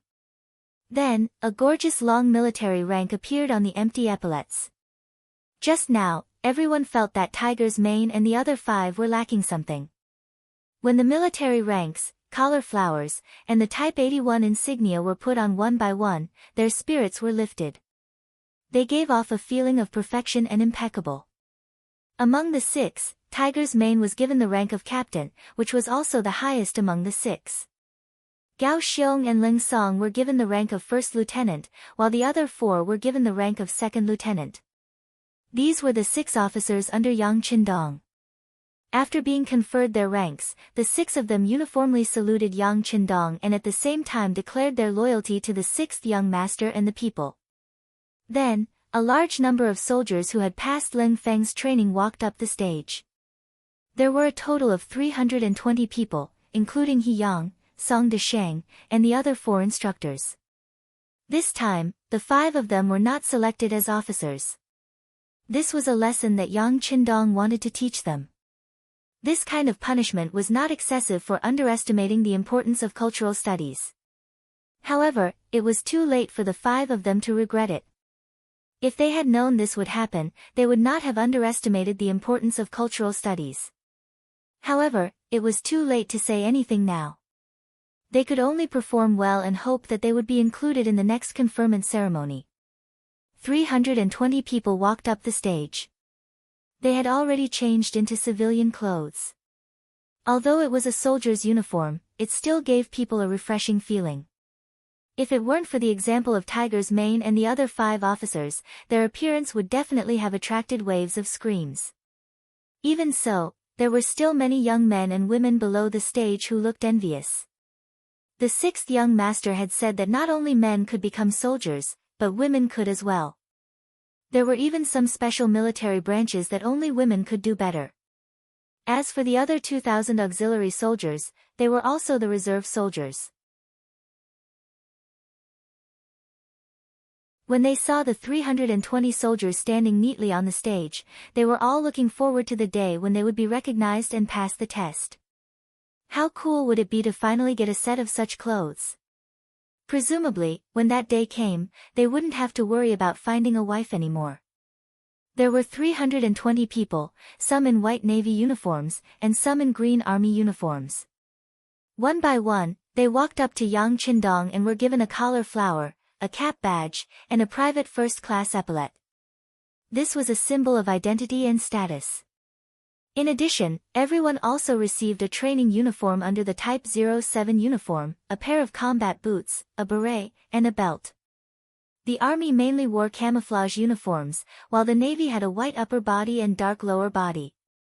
As for their weapons, they received a Type 95 assault rifle, a 3-shuttle bayonet, a combat shovel, and a number of grenades and other items. These 320 people passed the physical fitness, military literacy, and cultural tests. Their scores reached the level of elite veterans in the future, and the only thing they lacked was combat. Once they finished 100 battles, they would inevitably become an invincible army. The 320 people were also assigned to the Army and Navy as the backbone of their existence. In the future, depending on their performance, it wouldn't be long before there would be a lot of officers. But the next time, Yang Qindong might not be able to personally award them one by one. From beginning to end, the award ceremony was carried out under thunderous applause. Every time a soldier's epaulet was crowned with the rank of private first class, it would attract fierce applause from below. These people seemed to see themselves tomorrow. This applause was not only support and envy, but also encouragement and self-awakening. This conferring ceremony greatly elevated the status of the soldiers, increasing their sense of honor and belonging. Facts also proved that after the ceremony, more and more people signed up to join the army, and even some old people and women asked to sign up. Later, it was Yang Qindong who personally expressed his stance that the matter calmed down. He promised that every industry was a contribution, not only soldiers, as long as they made an outstanding contribution, the effect would be the same. Next, he would prepare enough medals to reward those who made outstanding contributions. And the medals were not limited to soldiers, workers, farmers, even teachers and businessmen, and even members of the children's regiment. As long as they had outstanding performance, they could also receive medals. Medals were also divided into grades, which meant that glory could also be exchanged for money. In other words, it was a symbol of status, but it could also be used to supplement the family. Of course, in the future, if someone received a medal, whether or not they would use it to make money was another matter. Unless they couldn't live anymore, no one would do that. After the award ceremony, Yang Qindong stayed at the illegal docks for 5 days. He looked at the progress of some factories, gave some valuable suggestions, and listened to Gao Xiong and Ling Song's plan to jointly attack Crimson Castle and occupy the entire Ryukyu Island. After that, he got up and left. There was no other way. With Yang Qindong's current status, it was very difficult for him to stay at the illegal docks for too long. If someone went to Yang village and couldn't find him, then there would be an unknown problem. Before he had enough strength, Yang Qindong still had to be careful. After bidding farewell to Ling Song, Gao Xiong, and the others, as well as the sobbing Xiaoyu and the others, he finally got into the carriage and returned to Jianing Manor after he repeatedly promised that if Xiaoyu performed a meritorious deed, he would personally confer the title to her. In the carriage, Qiao Yin considerately placed a thick cushion behind Yang Qindong to make it more comfortable for him to lean on. After watching Qiao Yin carefully do all this, she lowered her head and didn't say anything. Yang Qindong could tell that she had something on her mind. He smiled and moved his head closer. "What's wrong, Yin? Is there something you're unhappy about?" "Nothing." Qiao Yin is envious of the young master's elegance. When she praised someone, her tone was so powerless. Yang Qindong was even more certain of his judgment. His expression also became more serious. "Yin, you must have something on your mind. Tell young master." "Of course, if you don't say anything, then you're not of one mind with the young master. I'll find someone to marry you off." Yang Qindong, who cared a lot about Qiao Yin, used a threatening tone as he spoke. If he really had to marry Qiao Yin off, he was afraid that he would be the first one to miss. Qiao Yin also cared a lot about Yang Qindong. When she heard this, she was frightened. Her face immediately fell and she looked like she was about to cry. "Young master, Qiao Yin has something on her mind. I'm worried about you, young master. You mustn't marry Yin, her off." As she spoke, Qiao Yin threw herself into Yang Qindong's embrace. Her tears flowed down uncontrollably. Previously, when she saw Yang Qindong doing something, Qiao Yin was happy but also worried. After seeing the appointment ceremony this time, she had a better understanding of the young master's strength. This inevitably made her worry even greater. The Ming dynasty didn't allow for the raising of private soldiers. Even princes with the same surname weren't allowed to have them. What kind of person was Yang Qindong? He was just a young scholar. Of course, now that he was a 9th-ranked official, if news of the illegal docks were to spread, then he would definitely be beheaded. It wouldn't even be excessive to implicate the three families. In Qiao Yin's heart, the young master was so knowledgeable and so capable. Now that he was an official, if he continued to develop, then his future would be limitless. At the very least, he wouldn't have a problem with having enough food and clothing. So why did he have to do something similar to a rebellion? She was a bit afraid and even panicked because of her fear. She was worried about what would happen to the young master if news of the illegal docks were to spread one day. When that time came, what should she do? Holding the crying Qiao Yin in his arms, Yang Qindong stretched out his right hand and gently patted her back. His expression was a bit more peaceful. He knew what Qiao Yin was worried about and knew even more clearly what he was doing. Perhaps it was as others thought. He could let go. With the resources and ability in his hands, being a safe young master wasn't a problem at all. But could he really do that? He would marry in the future, have children, and have descendants. Perhaps he would be able to live peacefully in his lifetime. But what about his children? What about his children and grandchildren? Once the Ming dynasty fell and the Tatars entered the pass, they could all become slaves. This was definitely not what Yang Qindong wanted. When he thought of that, his heart would ache. This was the main reason why he wanted to establish his own power. As the saying goes, it's better to rely on yourself than on others. Rather than hoping for the younger generation to work hard, it was better to do something himself. At the very least, he would create better conditions for them. Even if there was danger, under the powerful protection and umbrella he established, he would have more time and opportunities to avoid disaster. Of course, Yang Qindong had a bottom line when doing things. That was, he wouldn't take the initiative to make a move against the Han people. Because they were his own people, he would unite as many as he could and help as many as he could. Unless they killed themselves, he wouldn't make a move against them. Secondly, it would depend on the attitude of the imperial court towards him. If he could use his thoughts to influence the emperor and make him make some reforms that would benefit the people and govern the Ming dynasty well, his power would only be on the sea and not on the mainland. It was still the same sentence. Yang Qindong had always admired the backbone of the Ming dynasty. He also admired the emperor's behavior of guarding the country. At the very least, the emperors of other dynasties couldn't compare to him in this aspect. But what if he couldn't influence them? Then he could only play by ear. Since Yang Qindong was blessed by the heavens to come to the great Ming dynasty and brought so many good things, if he didn't do anything, wouldn't he be betraying the heavens? At least, that was what he thought.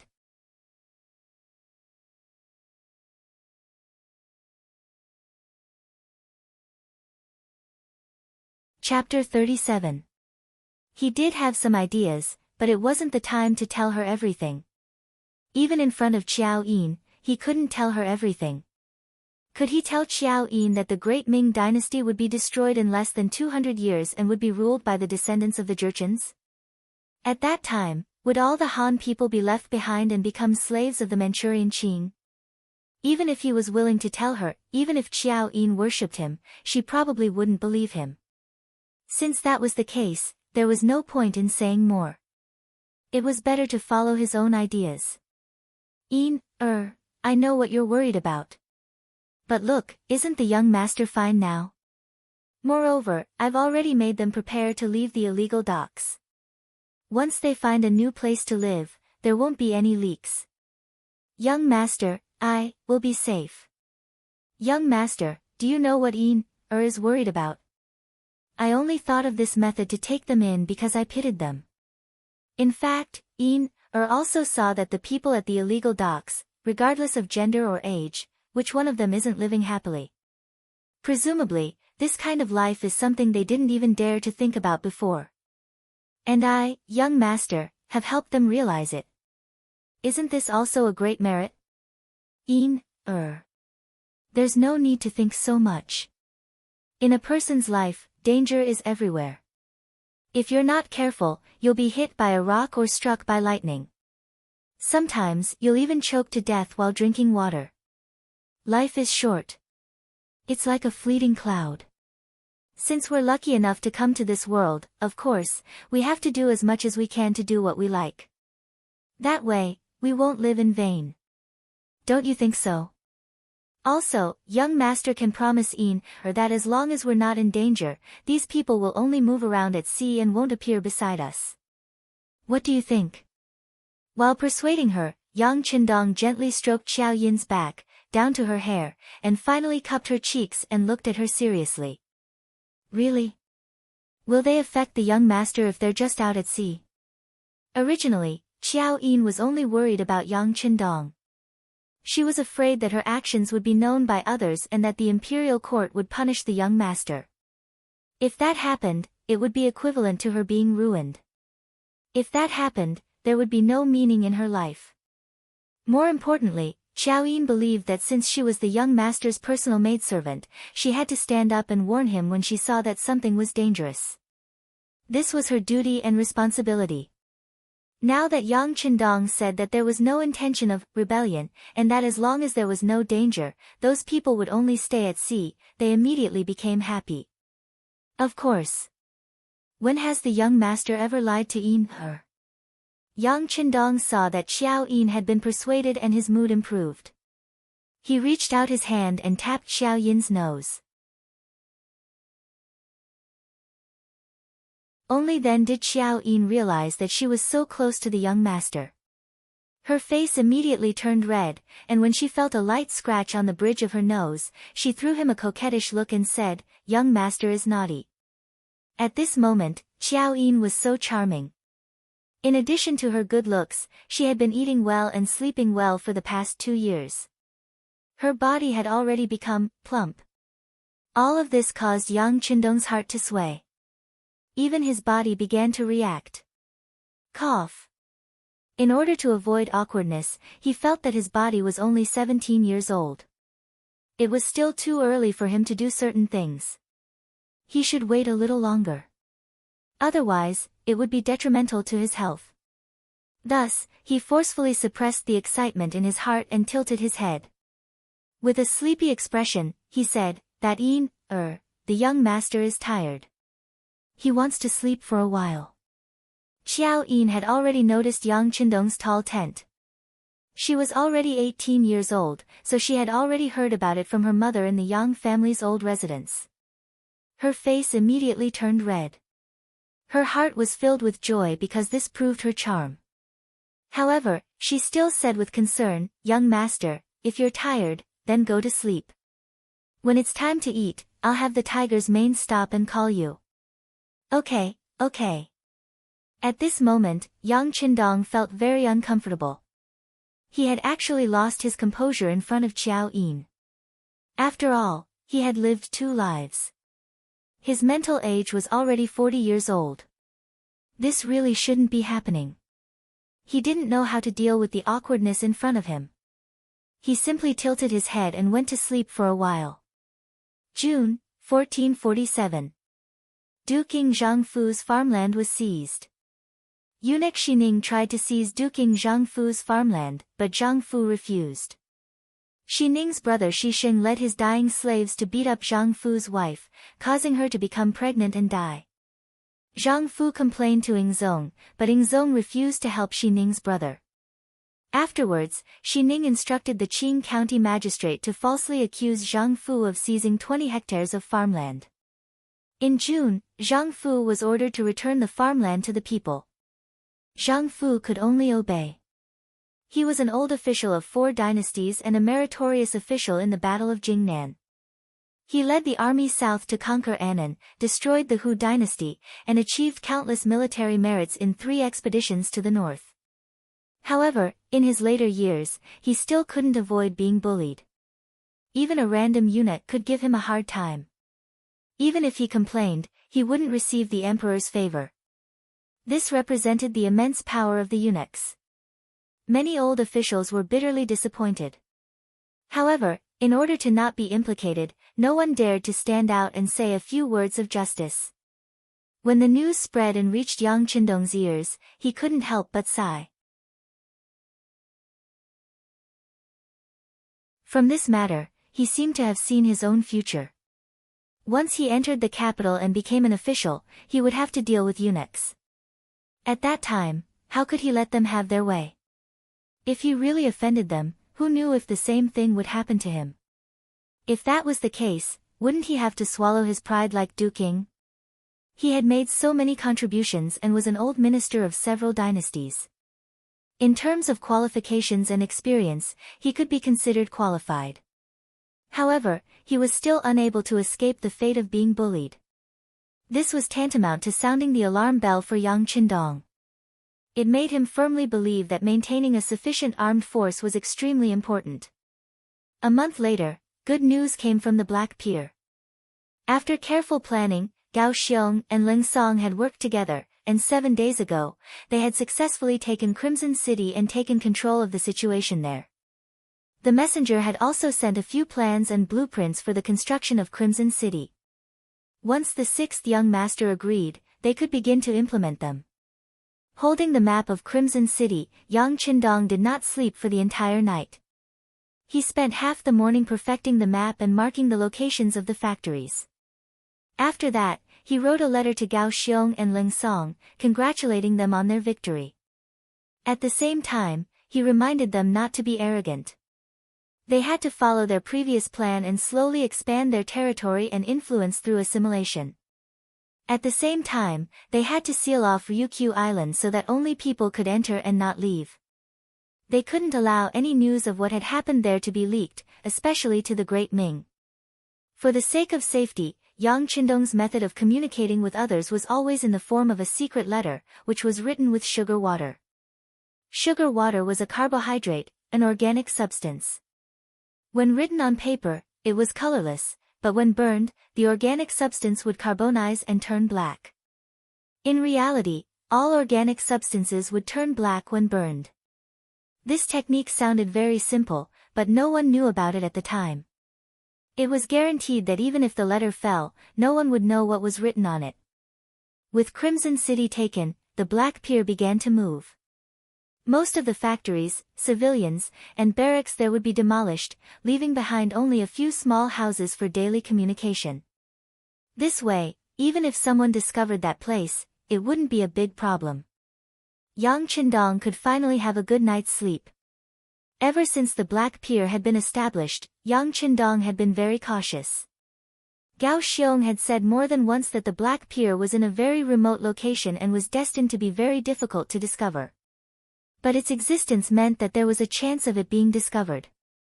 This was inevitable. As a result, he hadn't had a single day of proper rest. Now that the Black Pier had moved, the stone hanging from his heart could finally be put down. This also meant that his plans for the seaside had officially come to an end. What came next was to prepare for the capital. For this matter, Yang Qindong called the old butler, Yang Hai, over. He had to trouble him to make a trip to the capital and find a good place on the outskirts of the capital. It had to be at least 1,000 mu to 2,000 mu. He wanted to build a Yang family manor in the north. There were two reasons for this. Firstly, he wanted to plant potatoes. This was a high-yield crop that no one knew about, so naturally, he had to experiment with it first. In truth, there wasn't much to experiment with. Yang Qindong was only doing this to give others a visual impact, so as to obtain a better reputation for himself, and perhaps even a better official position. Secondly, and most importantly, he needed a relatively safe place.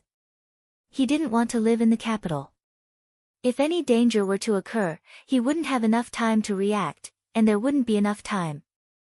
But if he were to live outside the capital, he would have more protection. With the name of potatoes, no one would be able to criticize him. In short, Yang Qindong had always been on guard. He would definitely not be like Zhang Fu, who would let others bully him without retaliating. People said that even a rabbit would bite when cornered. As for whether Yang Qindong would bite someone or not, it would depend on how anxious he was and how much he was forced to do so. Bringing the potato seeds and some farmers of the Yang family manor, butler Yang Hai began his journey to the north. This time, he would stay there until the sixth young master went to the capital. Then, he would hand over the position of butler to his son, Yang Neng, and return to the old house in Jianing Mansion to enjoy the rest of his life. This was also approved by Yang Qindong. This time, Yang Hai also brought his son, Yang Neng, to teach him what a good butler should do.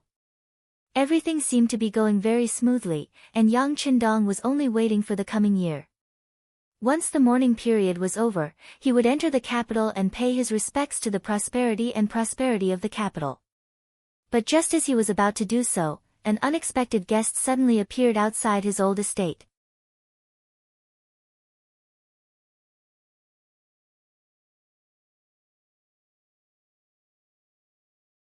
Chapter 38. Yang Qindong, who was writing the Chu Liuxiang series of stories, Legend of the New Moon, suddenly saw Tiger's mane rushing over from the corner of his eye. Beside him, Qiao Yin was still grinding ink as if she hadn't heard him. Yang Qindong coughed lightly. Yin, young master is feeling a little thirsty. Oh, Qiao Yin will bring some tea for young master. Qiao Yin apologized and left. Tiger's mane flashed into the study and said with a hint of anxiety in his voice, "Young master, someone saw a dozen strangers in the city. They have embroidered spring blades on them and 3 of them are heading towards our old mansion." People from the embroidered uniform guard. Yang Qindong frowned when he heard the name embroidered spring blades.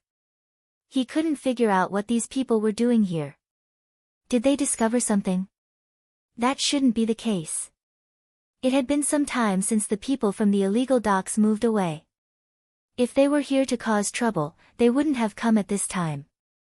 Moreover, there were only 3 of them. Wasn't that looking down on them too much? Although the embroidered uniform guard and East Rock didn't need any reason to capture people and were very domineering, it didn't seem right to say that there were only 3 of them out on official business. In that instant, Yang Qindong thought of many questions in his mind. Then, he determined that the 3 of them weren't here to capture people. Perhaps there was something else. "Young master. What should we do?" Tiger's mane looked nervous. According to his plan, he would directly control the 3 of them so that they wouldn't be able to enter the old mansion. Then, he would find a safe place to ask them and everything would be clear. If they really discovered something and wanted to capture people, then they would directly go to Crimson City and stay there. It should be incomparably safe with the sea between them. Let's wait and see first. After Yang Qindong determined that they weren't here to capture people, he decided to wait and see. Then, he thought of something and reminded Tiger's Mane, "Don't make a move without my orders, understand?" "Yes, young master." Seeing how resolute Yang Qindong was, Tiger's Mane didn't dare to make a decision on his own, so he agreed and left. At this moment, Qiao Yin walked in with a cup of hot tea. Her timing was impeccable. Outside the Yang clan's old mansion, 3 men dressed in casual clothes but carrying embroidered spring blades slowly walked past the Yang's gate. "You feel that someone is watching us?" The young master's man's eyes tease mane's mane. Although this person was a little older, in his early 40s, it still couldn't hide the heroic spirit on his face. It could be imagined that when he was young, he must have been a handsome young master. "Head. I don't see anyone following us." One of them looked around and shook his head.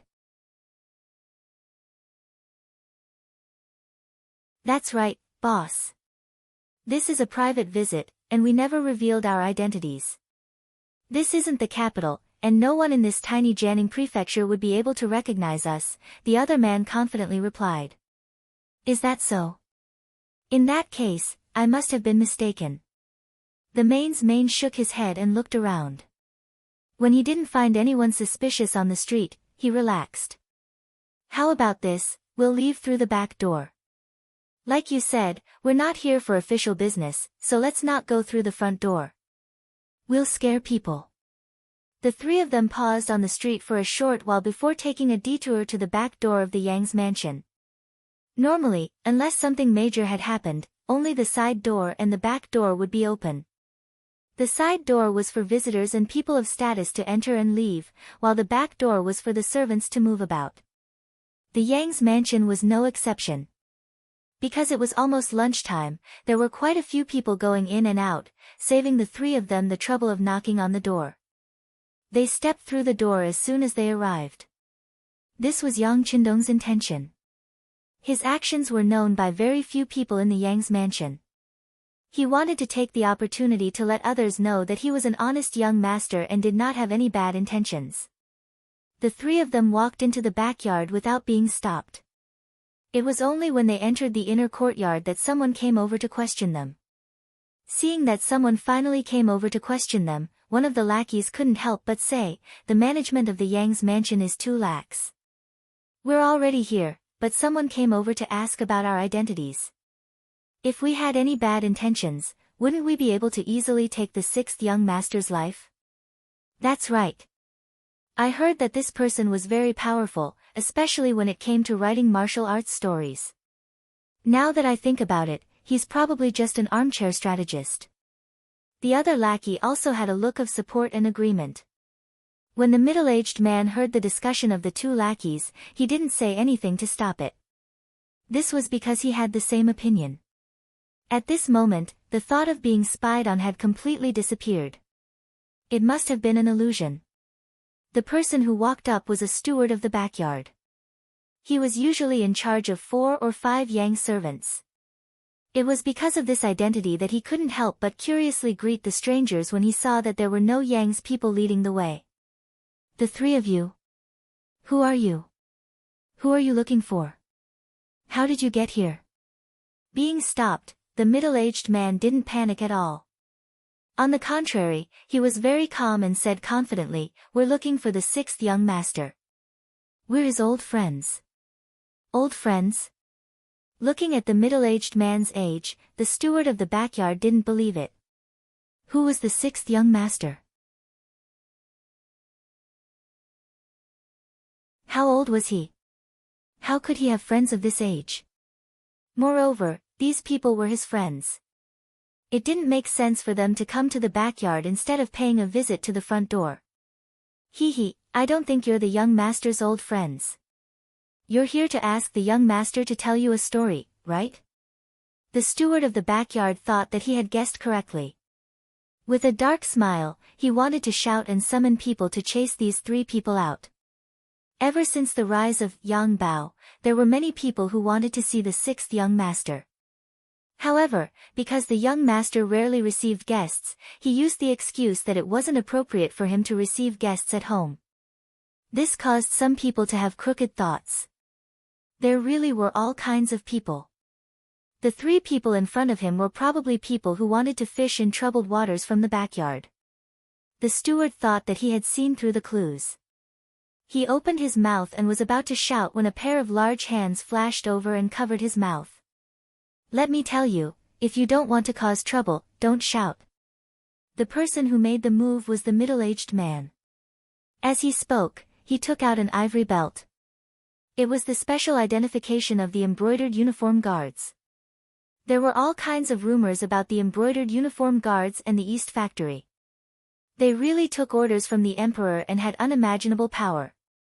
They didn't need any evidence to arrest people. Sometimes, they even relied on their mood. In particular, the ivory belt they used made people's expressions change. It went without saying what it represented. Now that it appeared in front of him, the steward's legs went soft and he was about to kneel on the ground. The middle-aged man used a bit of strength and lifted him up. Then, he said in a low and threatening voice, "Which courtyard is the sixth young master in?" "The north courtyard." "The one in the north." Feeling the strength of the hand, as if it could break his neck at any time, the steward of the backyard answered with a pale face. "Lead the way." The middle-aged man casually pushed the steward to the back. A subordinate took the steward. The group of four then walked towards the courtyard where Yang Qindong was. All of this was seen by Yang Lu in the dark. However, because the young master had already instructed not to touch these people, he could only watch. However, the steward of the backyard who went soft was remembered. After this incident, this person would definitely not be able to stay in the Yang family's old residence. He actually dared to betray the sixth young master. Just based on this person would never be employed by the Yang family. Even with the personality of Tiger's mane and the other servants, it was hard to say if they could survive after leaving the Yang family. With someone leading the way, the four of them quickly arrived at the courtyard. However, this place was very quiet. It didn't look like someone lived here at all. At the same time, the middle-aged man also felt a faint murderous aura nearby, as if it could open its mouth and swallow him at any time. What is this place? Why is it so quiet? The middle-aged man's eyes were bright and full of expression as he looked around. However, he couldn't find any traces of other people. If it weren't for the fact that he carried out all sorts of missions all year round, he probably wouldn't even be able to feel a trace of murderous aura. After knowing that the other party was an embroidered uniform guard, the steward of the backyard didn't have a shred of integrity. He thought that the young master had committed a crime and was about to be captured. He thought that the Yang family was finished. Thus, he didn't hide anything and pointed to a room about 20 steps away. That is the study room of the sixth young master. Because the young master likes peace and quiet, servants like us are not allowed to come here. Trash. Seeing that the person in front of him had betrayed his master, the embroidered uniform guard who was holding him snorted angrily and casually threw him to the ground. The other person took large strides forward. From the looks of it, he wanted to scout ahead and see which room the sixth young master was in. Isn't it a pleasure to have friends from afar? However, this doesn't seem to be the way of a guest, does it? Could it be that you want to show off in front of this young master? A slightly immature but confident voice rang out.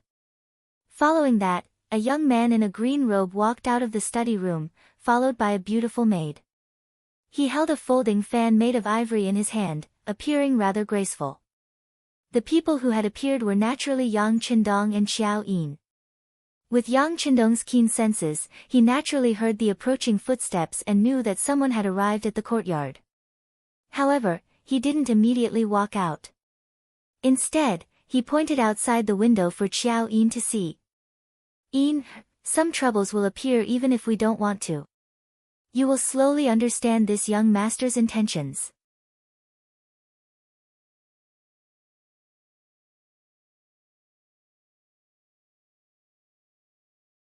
Chapter 39. At this moment, Xiao Yin's face was pale with fright.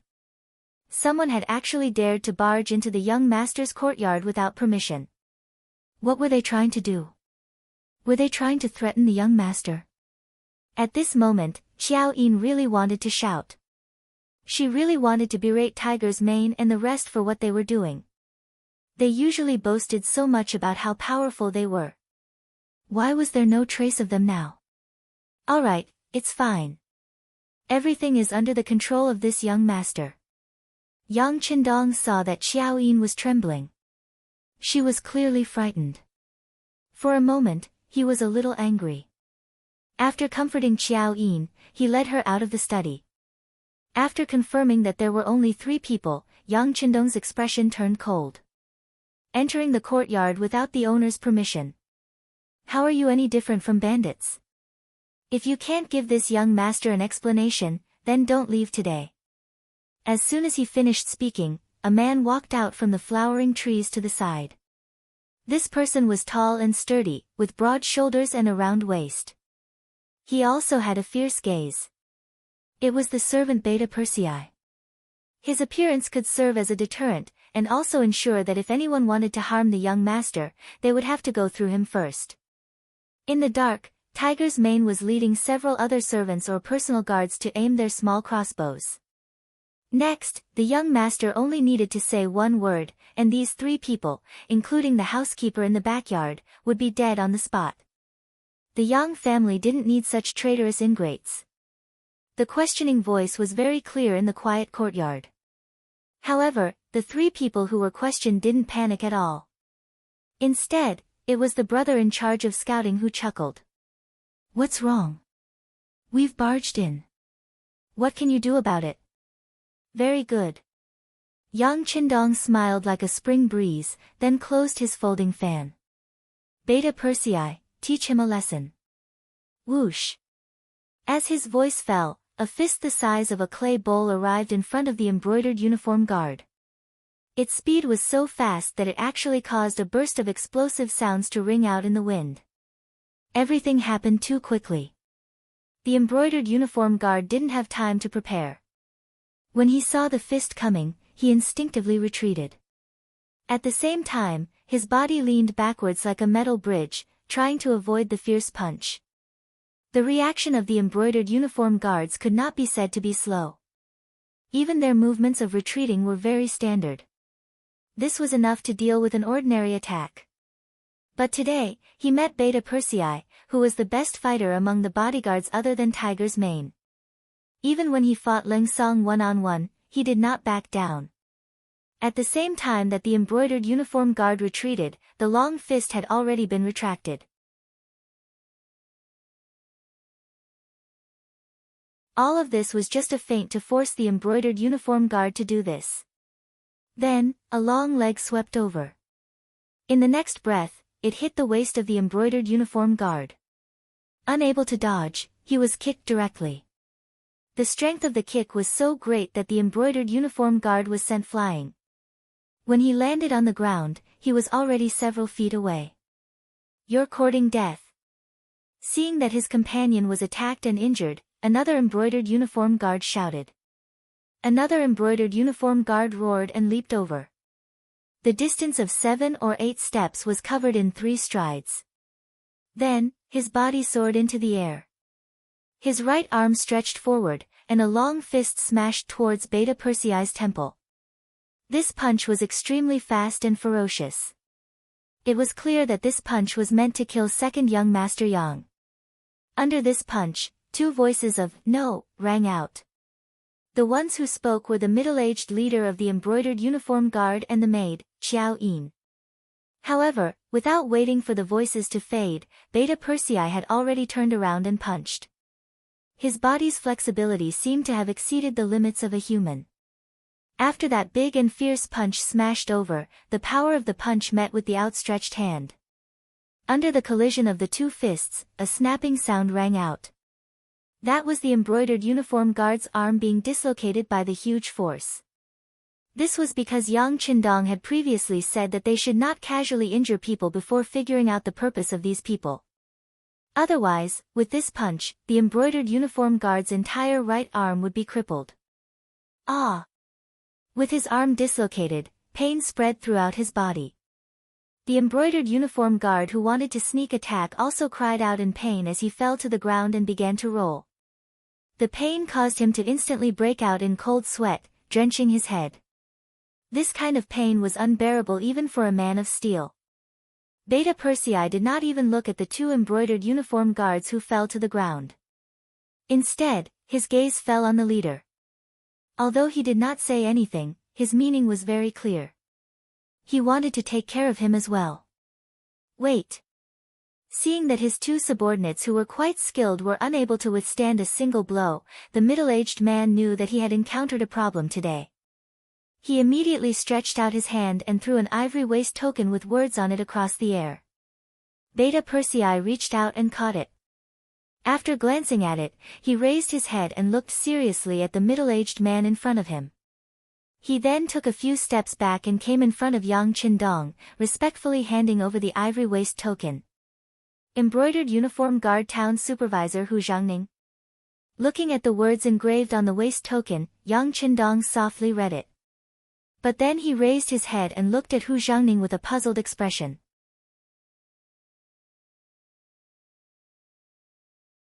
Confusion was written all over his face. That. We were just passing by while carrying out a mission. We have long heard of the sixth young master's reputation and wanted to meet him. But because of the issue of identity, we did not want everyone to know about it, so there was a misunderstanding. Hu Zhangning said with a slightly red face. He did not expect it. But because his daughter was too clingy, he had no choice but to agree to meet the sixth young master. What did he look like? What kind of character was he? This could be considered as an old father-in-law coming to see his son-in-law in advance. Who would have thought that the result would be like this? His two subordinates were beaten to the ground. If he did not reveal his identity in time, he was afraid that the next one to be injured would be him. If that was really the case, then he would really lose all his face here. Since the other party had revealed their identity and expressed their goodwill, Yang Qindong naturally would not use any violent means. At least now was not the time to fall out with the embroidered uniform guard. Other things aside, his brothers and sisters were all in the capital. If he really dared to do this, then the safety of his family would not be guaranteed. When that time came, no matter how much he did, he would not be able to make up for the lack of family affection. So it's the embroidered uniform guard. Qindong has been rude. Beta Persei, hurry up and fix his arm.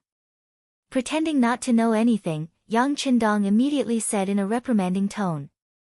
Yes, young master. Beta Persei knew that this was an act, but he still pretended to be terrified and quickly agreed. Then he took a few steps forward and gently helped the dislocated arm of the embroidered uniform guard to a sitting position. Then he saw the arm move and shake, and it was already as good as new. After moving for a while, it would be more or less recovered. As for the other person, he only suffered a kick. Beta Persei had already held back. It was extremely painful at the time, but it would slowly recover after a while. Seeing that the two of them were fine, Yang Qindong revealed a blooming smile. Lord Hu, please. This. Sorry to disturb you. Faced with the sixth young master's invitation, Hu Zhangning originally wanted to refuse. He really did not have the face to continue staying here. But since he had already promised his daughter, he had to give an explanation. Although she had seen Yang Qindong, and he was indeed handsome and dashing, just this point alone was not very convincing. He had seen and heard many stories about those who pretended to be dignified but were actually full of thieves and prostitutes. Thinking that through a conversation, he could understand the other party in depth and also be responsible for his daughter. Hu Zhangning finally put his face aside for the time being. After agreeing, he strode into the study. Qiaoyin, serve the tea. Yang Qindong smiled and turned to the side, inviting Hu Zhangning to enter first. After all, in terms of position, Hu Zhangning was a fourth rank, and in terms of age, he was much older than himself. He could even be called an uncle, so it was only right for him to be modest. Beta Persei did not stop Hu Xiangning this time, but turned to the side to let him pass. But then he stood at the door of the study. From the looks of it, if anyone wanted to harm the sixth young master, he would probably go berserk again. A trace of doubt flashed through his heart. Yang Qindong was only a ninth-rank small official. Why would there be such an expert protecting him? Hu Xiangning could not figure it out.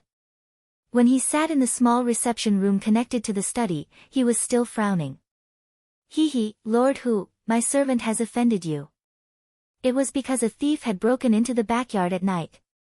Later on, I had no choice but to ask someone to find such a guard for my safety.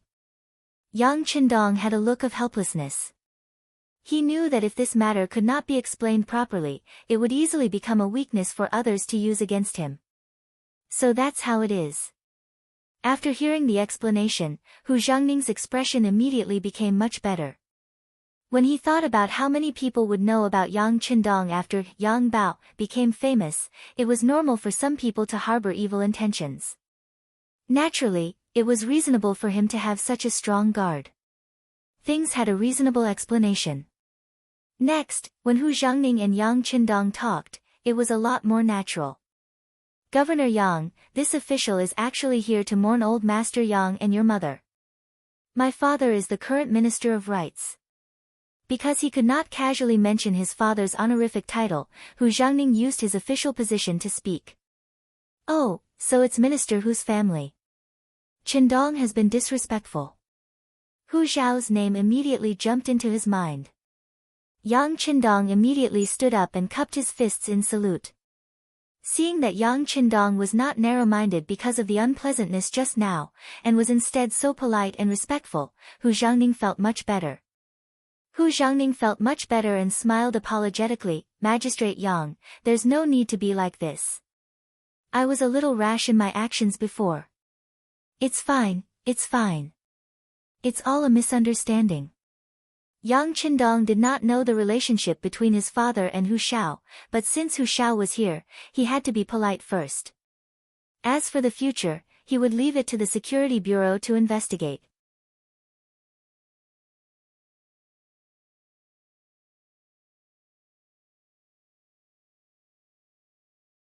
Chapter 40. Yang Qindong had no choice but to take Hu Xiangning to the praying hall since he had stated the purpose of his visit. There were temporary memorial tablets for his father and mother there for outsiders to mourn. Following Yang Qindong to the praying hall, Hu Xiangning lit the incense. Seeing that the place was unusually clean and the room was filled with the fragrance of incense, and the incense ashes were piled high in the incense burner, Hu Xiangning knew that it must have been caused by the frequent burning of incense. He couldn't help but have a better impression of Yang Qindong.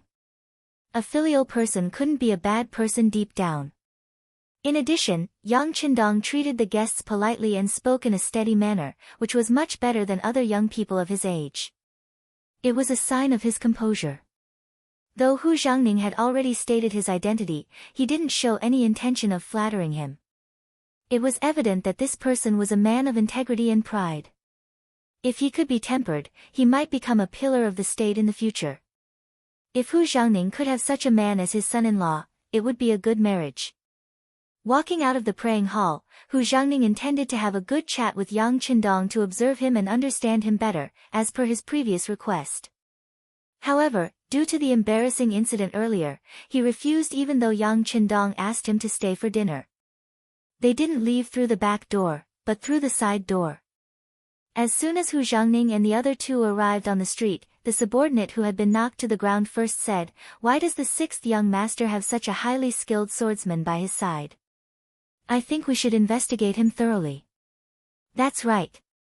This kind of expert is a top-notch existence even in the embroidered uniform guards and the Eastern faction.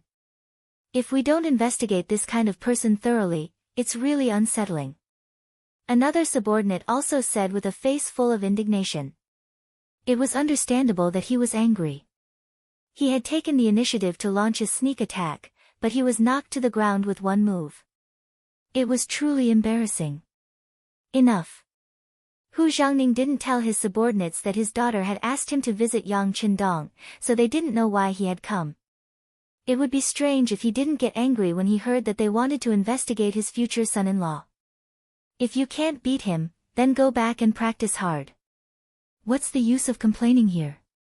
Also, what happened today was too embarrassing. Don't tell anyone about it. As for why there's such an expert here, it's because Yang Qindong is too conspicuous and he's afraid of being targeted. Hu Zhangning took the initiative to find an excuse and reason for the sixth young master. Being targeted? I don't think that's the case, the two subordinates said stubbornly.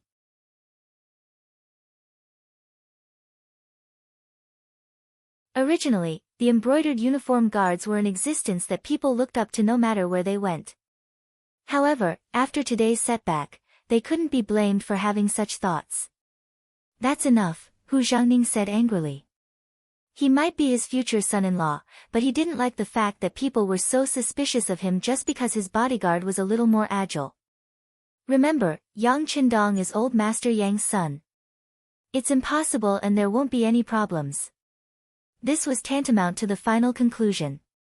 Hu Zhangning was angry. Although the two subordinates were still dissatisfied, they did not dare to say anything. They could only lower their heads and admit defeat. Hu Zhangning left. According to the information from the Security Bureau, the group of 12 people only stayed in an inconspicuous inn in Jianing Prefecture for one night before leaving. During this time, they did not meet anyone, including the Jianing prefectural magistrate, nor did they have the slightest intention of making things difficult for the Yang family's old house. This action puzzled Yang Qindong. Could it be that Hu Xiao is really close to my father and they really came to pay respects? Shaking his head, Yang Qindong had to put this matter aside after arranging for the Security Bureau to investigate thoroughly. In the capital, Hu Zhangning returned to his residence after handing in the official task of inspecting the guards in the south. He had just gone to see his father, Hu Xiao, and roughly explained the process of the task. When he returned to the courtyard, his daughter, Hu Yan, came to greet him. The person he didn't want to see the most right now was probably his beloved daughter. He really didn't know how to say it, especially when two of his subordinates were taught a lesson. It made him feel even more ashamed. However, his daughter was not his subordinates. Since she came to find him, he couldn't hide from her even if he wanted to. In the study, Hu Zhangning was practicing calligraphy with a brush, which was also a way to calm his mind. A fragrance came to his nose, and Hu Yan, who was in her prime, walked in happily. "Father, I'm here to pay respects to you. You've worked hard this time." Hu Zhangning's heart sank. He knew that he couldn't hide, so he pretended not to see his daughter's anxious face and continued to write with the brush. However, at this moment, the calligraphy was so awkward that he couldn't calm down. Of course, he couldn't practice calligraphy. Seeing that her father was pretending to be confused, Hu Yan, who was young and immature, asked softly, "Father, did you go?" "No." Hu Zhangning shook his head before his daughter finished speaking. He didn't want to talk about this matter, so he wanted to fool her. However, the consequences of such an answer were so serious that he obviously didn't expect it. "Ah! Father, why didn't you go? Didn't you promise your daughter?"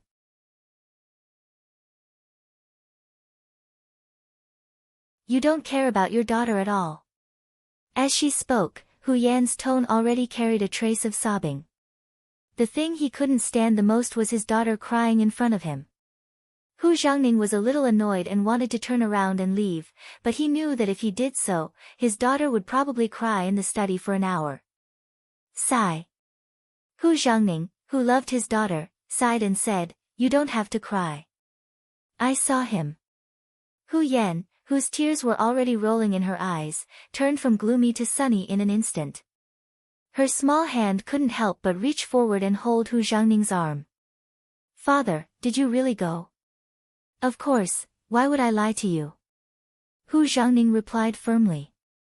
"But you just told your daughter that you didn't go." Who would have thought that Hu Yan would refute? Ah! Hu Zhangning's old face turned red, but he still didn't want to explain more. The main thing was that he couldn't afford to lose face. Father was teasing you just now. Father has indeed seen the sixth young master. I also paid respects to old Master Yang and his wife. Speaking of paying respects to old Master Yang, this matter couldn't be false. Hu Yan also knew that this kind of matter related to the old man, her father would never lie about it.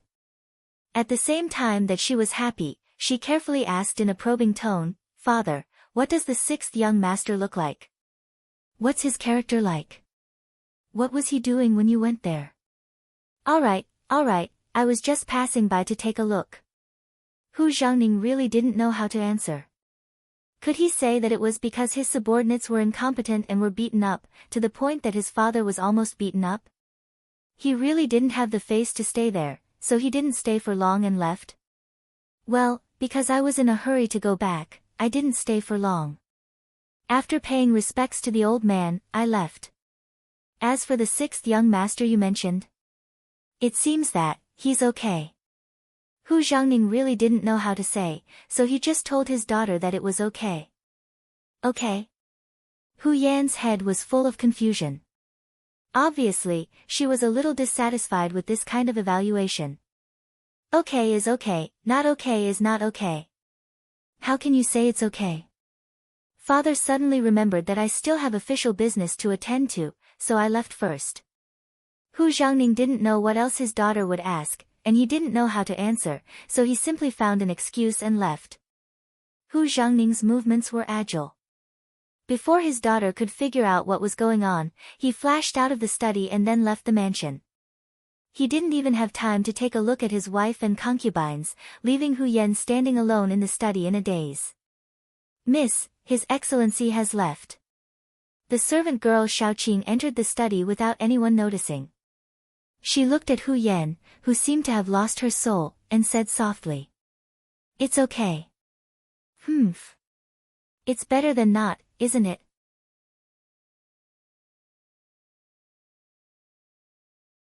At this moment, Hu Yan suddenly figured it out. Although she didn't know why her father would answer her like this, she felt that it wouldn't be so simple. But since her father gave an evaluation of it, it was better than not okay and not okay. Hu Yan comforted herself. She really had the spirit of a modern AQ. Of course, this had a lot to do with the fact that she had a good impression of Yang Qindong first. Anyway, since this matter, Hu Yan didn't mention it again, and Hu Zhangning didn't mention it either. But after that, no one in the Hu mansion took care of the matter of proposing marriage for Hu Yan. By right, she would be 16 years old after the new year. Even if she didn't have a marriage, she should have a candidate. But no one did it, and no one asked about it. As her father, Hu Zhangning didn't know what he said to his wife and concubines. In short, no one mentioned it again. The people of the Security Bureau also came to the capital and carefully investigated the relationship between Hu Xiao and Yang Rong, but they didn't have many clues. After all, they didn't have any foundation here, especially when they were investigating the affairs of important officials. The final result was that the two were indeed on good terms, but it didn't seem to be a very good personal relationship. As for Hu Yan's matter, it wasn't in their investigation at all, so they naturally ignored it. A month later, the news came back to the old house of the Yang family in Jianing Mansion. Neither the Brocade Guard nor the Eastern Palace Guards did anything special to the Yang family. No strangers came to Jianing Mansion either. Since there was no need to worry about his safety, Yang Qindong naturally put things aside. Seeing that it was almost the new year, he still had many things to do. The bell of the year 1448 rang. People said that the new year was new. But in terms of the situation in the Ming dynasty, there were no big changes. The eunuchs were still rampant and held great power.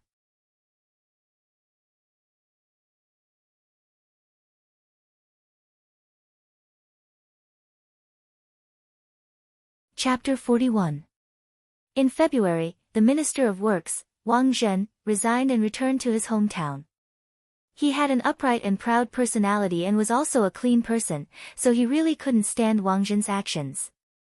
After he left, Shi Pu took over his position. The instability of the political system made the lives of the people even more difficult. In April, Deng Maoqi of Fujian rebelled. Deng Maoqi and Qin Jingjing revolted. One after another they captured Sha County, Yoshi, and other places. There were a lot of common people in the vicinity who agreed with them. The number of peasants who fell over each other to seek refuge with the rebel army reached several tens of thousands. The rebel army's reputation grew. Deng Maoqi established political power in Sha County's Qin Shanzhai, calling himself the Ping Wang. Shaxian was located in the north of Fujian province, not far from Jianing. For a moment, the people were in a state of panic, and Li Daotong, the prefect of Fujian province, even submitted a memorial requesting the imperial court to send troops to suppress them. In the Yang clan's old residence, Tiger's Mane, who had long since received the news, brought Beta Persei and 5 other brothers to the study. They knelt in front of Yang Qindong and begged him to leave. As the saying went, a gentleman would not stand under a collapsing wall. Now that old Madame Yang's mourning period was over, it was time to leave Jianing and head to the capital. That's right. It's time to leave. Yang Qindong slowly stood up from his wooden chair. But we shouldn't immediately head to the capital. First, we should go to Qiqian City to take a look. Even though Yang Qindong had given many suggestions on building the city, he hadn't been there himself. If he couldn't take a look, he wouldn't be able to rest easy. And once he went to the capital, it would be even more difficult to leave. If he didn't go now, he probably wouldn't have a chance for a long time. In the past, if Yang Qindong said that he wanted to go to Qiqian City before going to the capital, Tiger's Mane and the others would probably try to dissuade him. But now, as long as the young master was willing to leave Jianing, this dangerous place, they would agree to go wherever he went. Since no one objected, they immediately spent 2 days to pack their luggage. Yang Qindong went to the prefect's yamen and asked for a travel permit, saying that his mourning period was over and he wanted to go to the capital to reunite with his brothers. Although there was no war in Jianing Prefecture, no one could guarantee that the flames of war would not spread here. As long as they had connections, which one of them didn't think of a way to leave? Although Yang Qindong was the governor of Jianing, he was actually just a minor official. In the end, he still had to go to the capital.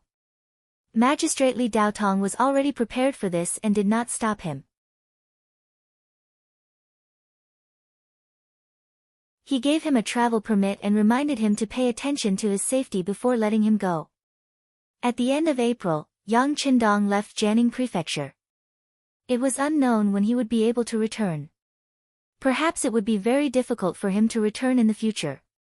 When he walked out of the gate of the Yang family's old mansion, he turned around and took a deep look at it. Then, he strode out of the place. There was still a wider road ahead of him. Yang Wu and Yang Lu were responsible for protecting the kitchen maid, Yi Qiu'er, and the other 7 or 8 elders of the Yang clan's old residence and their luggage as they left for Nanjing. Most of the supplies were from the kitchen. Yang Qindong had spent a long time preparing some of the items, which were related to his foothold in the capital. As Yang Qindong's kitchen maid, Yi Qiu'er's status had never been low. With her carefully watching over them, it was impossible for them to speed up even if they wanted to. These people would pass through Nanjing and eventually wait for the young master at Tianjinwei. Tiger's Mane, Beta Persei, Yang Si, and Yang Qindong, who were protecting Qiao Yin, left Jianing and headed southeast for the Black Dock. There were already ships waiting to take them to the new Qiqian City. Qiqian City had been occupied for more than half a year. At this time, it was being rebuilt according to Yang Qindong's plan. Everyone knew that this was not like the Black Dock. This place would become their new base, and it was highly valued. No one dared to do anything to the construction of the city.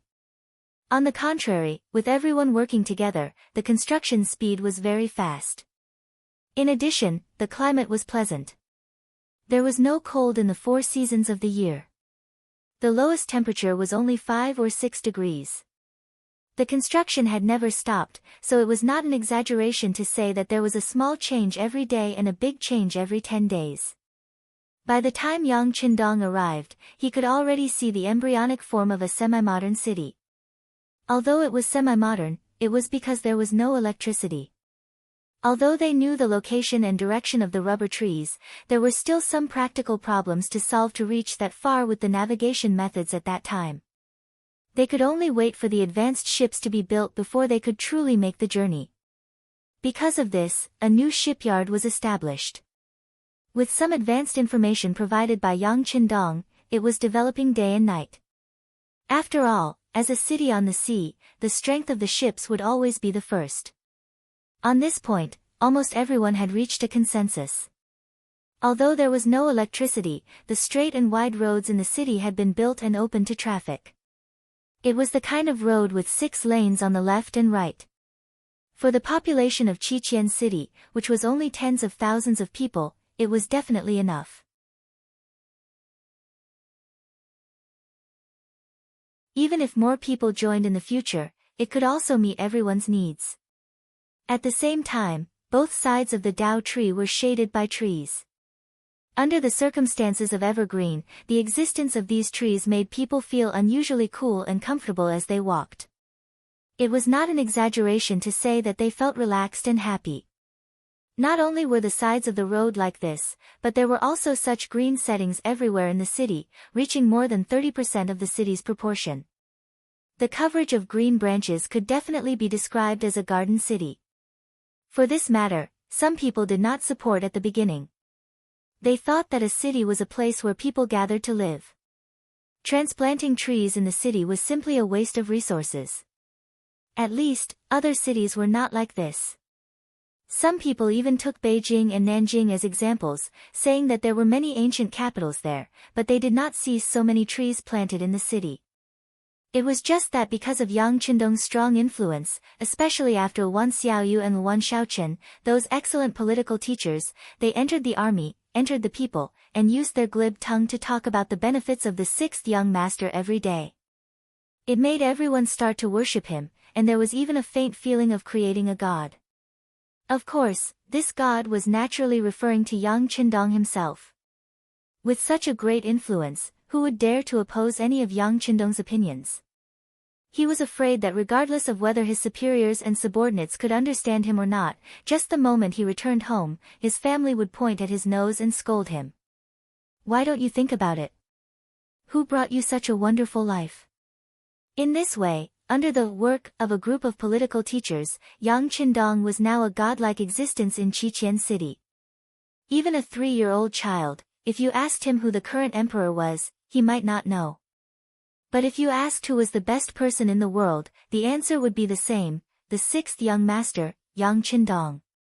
There were discussions and different opinions, but when the tree transplants were completed, and the entire construction of Qiqian City had a rough outline, those who had various opinions immediately closed their mouths. Under the shade of trees that could be seen everywhere, when it was hot, one could find a place to cool down and feel the cool air. How wonderful was that? At this moment, everyone knew that the guidance of the 6th young master was correct, and those dissenting voices immediately disappeared. Especially according to the guidance of the 6th young master, all the old houses had to be demolished and rebuilt, and the new buildings had to be horizontal and straight. No matter how you looked at it, it had to be a line. At first, there were people who had doubts. They thought that this was a residential area, and it was fine as long as people could live in it. Why did it have to be like this? But when all the manpower and resources were gathered to build the first demonstration district, all the people who objected shut their mouths. The houses were orderly, and every street looked spacious and bright from afar. There was a school, a hospital, and a 3-story building that specialized in civil affairs. It dealt with domestic affairs and problems. Every few hundred meters, there would be a public toilet, and a few dozen meters away, there would be a green box of trash. There was even a solid wooden wheel that could be pushed around. Every day, when the sun rose, there would be people in charge of cleaning it up. Before there was any smell, it would be clean and tidy again. There were people who cleaned the streets every day, maintaining the cleanliness of the road. It made people feel good just by looking at it. There were also security guard towers. There were 2 in each residential area, on both the east and west sides. There were 6 soldiers in each guard tower. Every day, there were 3 shifts, and they would be replaced at intervals. This greatly protected the lives and property of the people in the residential area. In the center of the district, there was a spacious concrete plaza. It could accommodate 1,000 people at the same time without feeling crowded. It was said that when electricity was produced in the future, there would be people who would teach people what kind of fitness dance to ensure that everyone had enough energy to have a place to pass the time. On the side of the plaza, there were some iron fitness equipment that could be used to strengthen the body and prolong the life of people. All of this was like a heavenly existence, causing everyone who came to visit to stare at it with their eyes wide open, their faces full of envy. No one would want to leave after seeing the reality of this place. They only wanted to live here forever and never leave again. Because of this, Yang Qindong heard that something almost happened. Everyone was arguing about whether they wanted to live here. This was a human being. A human being's basic selfish mentality. Sometimes, when there was no food, just having a bite to eat would be enough, and that would be enough. When there was real food, they would want to eat something good and wear something good. When all of these were satisfied, they would have other thoughts. They would want to have more things. It was hard to satisfy the human heart. In the end, the matter was suppressed by the appearance of the Cold Vanguard Brigade. Although there were not many Cold Vanguard Brigade members, and some of the auxiliary troops contributed when they took down Crimson Embedded Island, increasing their numbers by more than 100, the real number was only about 500. However, they were all truly elite soldiers and generals. You're tuning in to the Blissful Bookshelf YouTube channel. We're so grateful for your support, and don't forget to subscribe to join us on this incredible journey through captivating stories. Your generosity through donations truly makes a world of difference, as it's the primary source of revenue that allows me to expand and enhance this channel for you. Thank you from the bottom of my heart for being a part of this adventure.